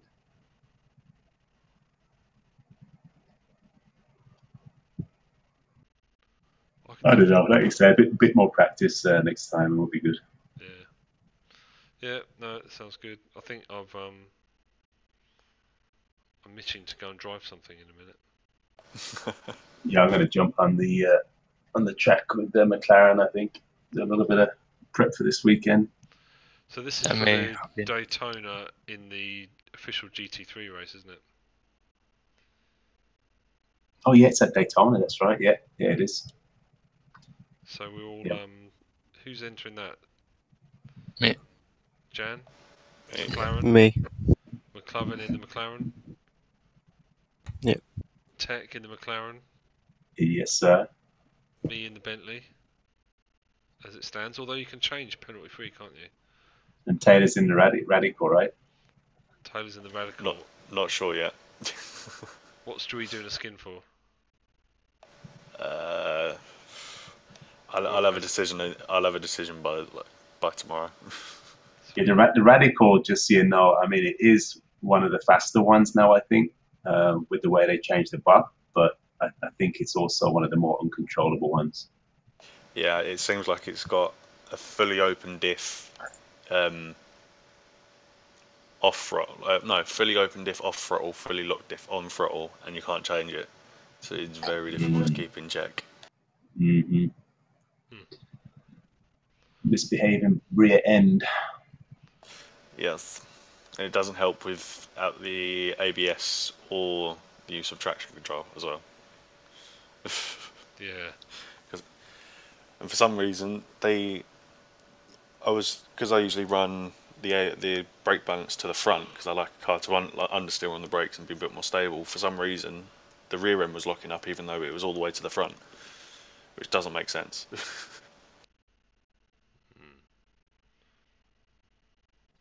No, that doesn't make any sense here, right? What are you going to show me here, Jan? It looks like you're showing me something. Yeah, for some reason,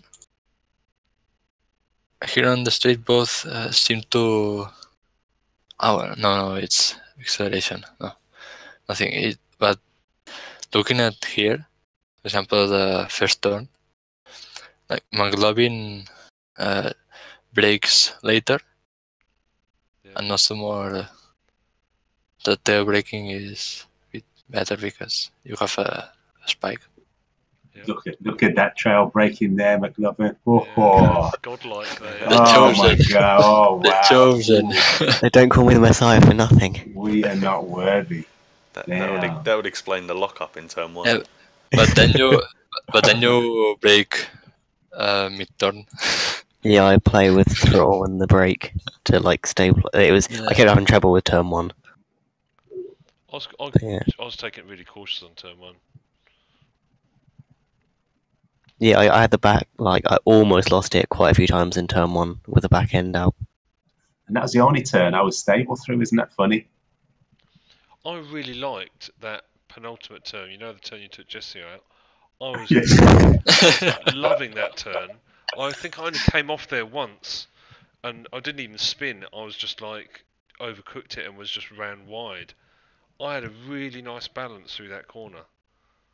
Yeah, no, I hate that corner. That turn was deadly for me. Yeah, Fuck, I didn't same here. know where to brake, how hard to brake, on and off the brakes, trying to keep the back end from stepping out. If you touch the curb, forget it. I mean, it was horrible. And then on the exit again, if you fucking touch the curb, forget it. Well, yeah, I learnt that on lap 3. No, I closed my eyes through that turn most of the time. Is that why you hit Jesse in it? I definitely had my eyes closed when I was sliding into him. I could see that. I couldn't see him at the side when I was sliding, but I said, "Oh fuck, I'm gonna take 2 of these cars out right here."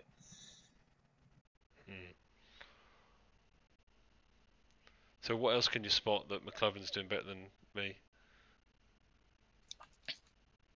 Looking at this, it's weird because the gears are different, and this is quite different, but the end speed is like almost identical. Even though McLovin releases throttle before you.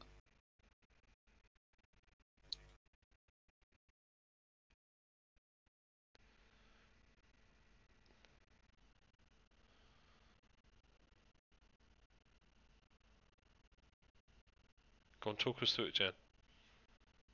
Because I can barely see it. Oh, well, So McLovin at black is at McLovin, turn. or... Black is McLovin, yeah. Well, in approaching turn 4, he releases throttle before even applying brakes. That's because I was following someone, so I was. Oh, okay. Yeah. I've got the replay to prove it if you want. No, that may be why the speeds are the top speeds of that street are almost identical.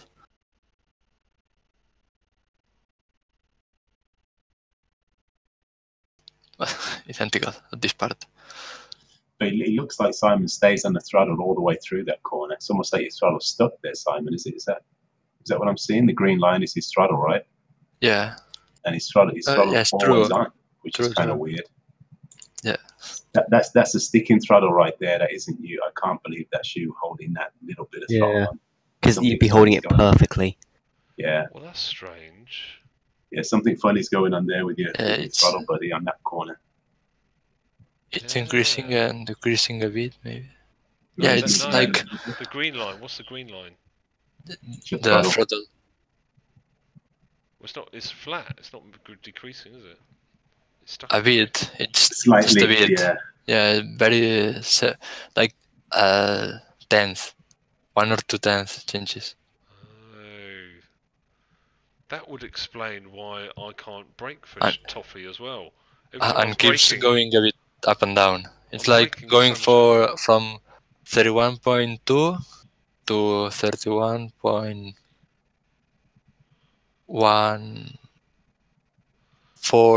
something or 5. Right, yeah, it's not moving. It's not moving much. I can't believe that he was holding it right there through that corner. Let's see if this happens somewhere else. Again.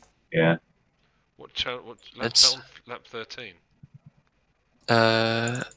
19 was it? 19.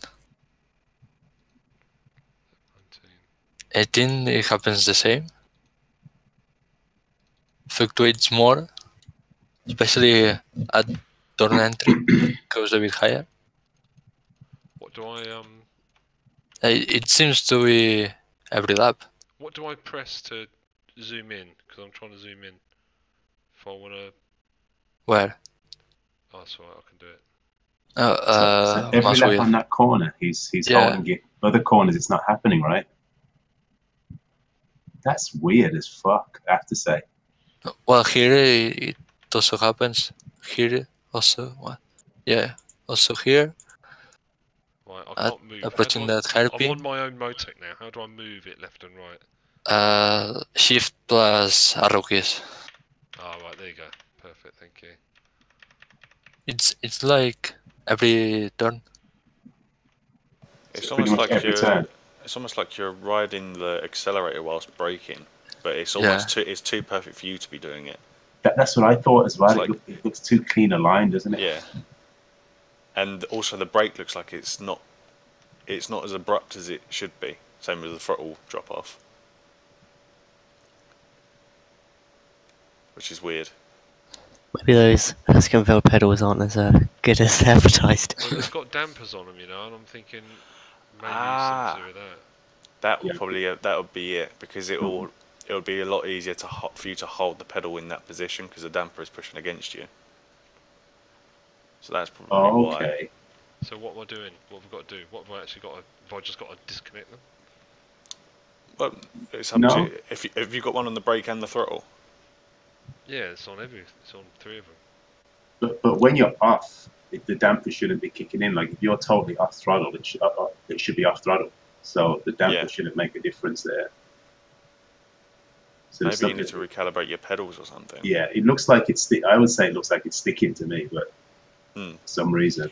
But the thing is, it's doing the same sort of thing with the brake. The brake isn't going up anywhere near as fast as I would expect it to do. Because no, you're right. When you're braking, you want to be 100% instantly as soon as you're off the throttle. You're doing it as if you're in a road car on here. You're gradually going up to 100%. And then you're taking a while to bleed off.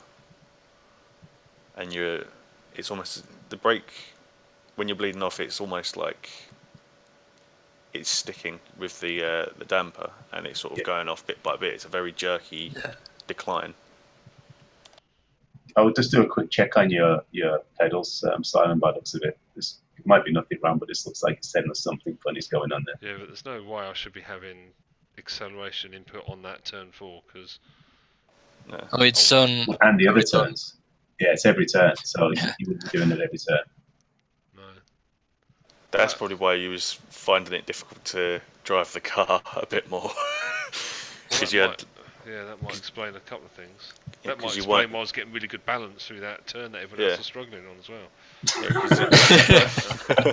because you weren't It was dropping. happening in some parts and not in others. Going through the braking zone, you weren't dropping below like 24% until you were dropping off the brake, and then it would go down to 0 at the same point. Yeah. No, there's something wrong there, isn't there? Well, that's what Motec does. It picks up things like that, doesn't it? Which is good. Yeah. But So yeah, just check your pedals and see if they're. now you've got me thinking. Well, if it's happening in that, then surely it's happening in the Aston as well. Then. Potentially, So let me just unless it's a new problem. open up the Aston file again.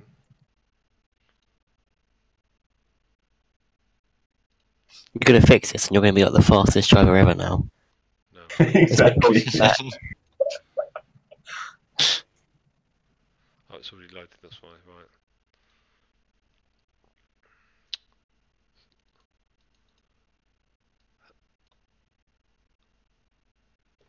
How do I untick a lap? Tick from what? Oh, it's gone. Right, yeah, there you go. Yeah, I was doing it in the Aston as well.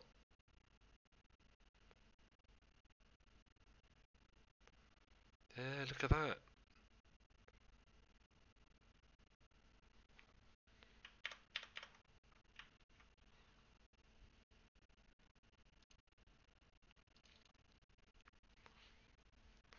Yeah, so you know the tight hairpin, like what's that gonna be? Turn 1, turn 2, like turn 4, 5 on that tight hairpin.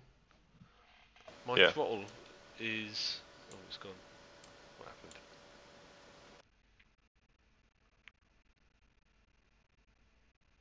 Stand by.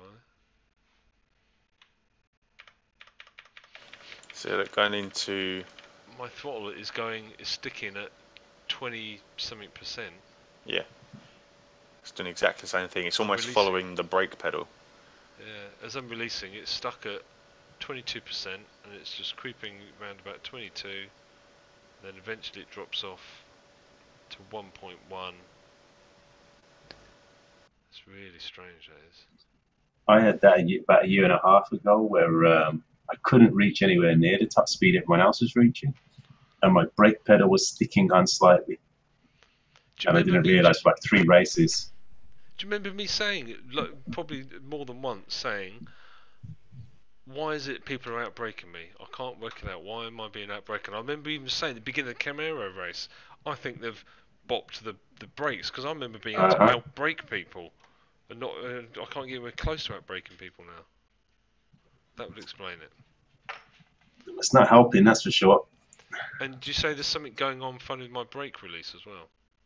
Yeah, it's almost as soon as you're hitting the brakes, it's dropping the throttle with it, but then it's holding the throttle at the same point you're holding the brakes. So it's like almost identical lines.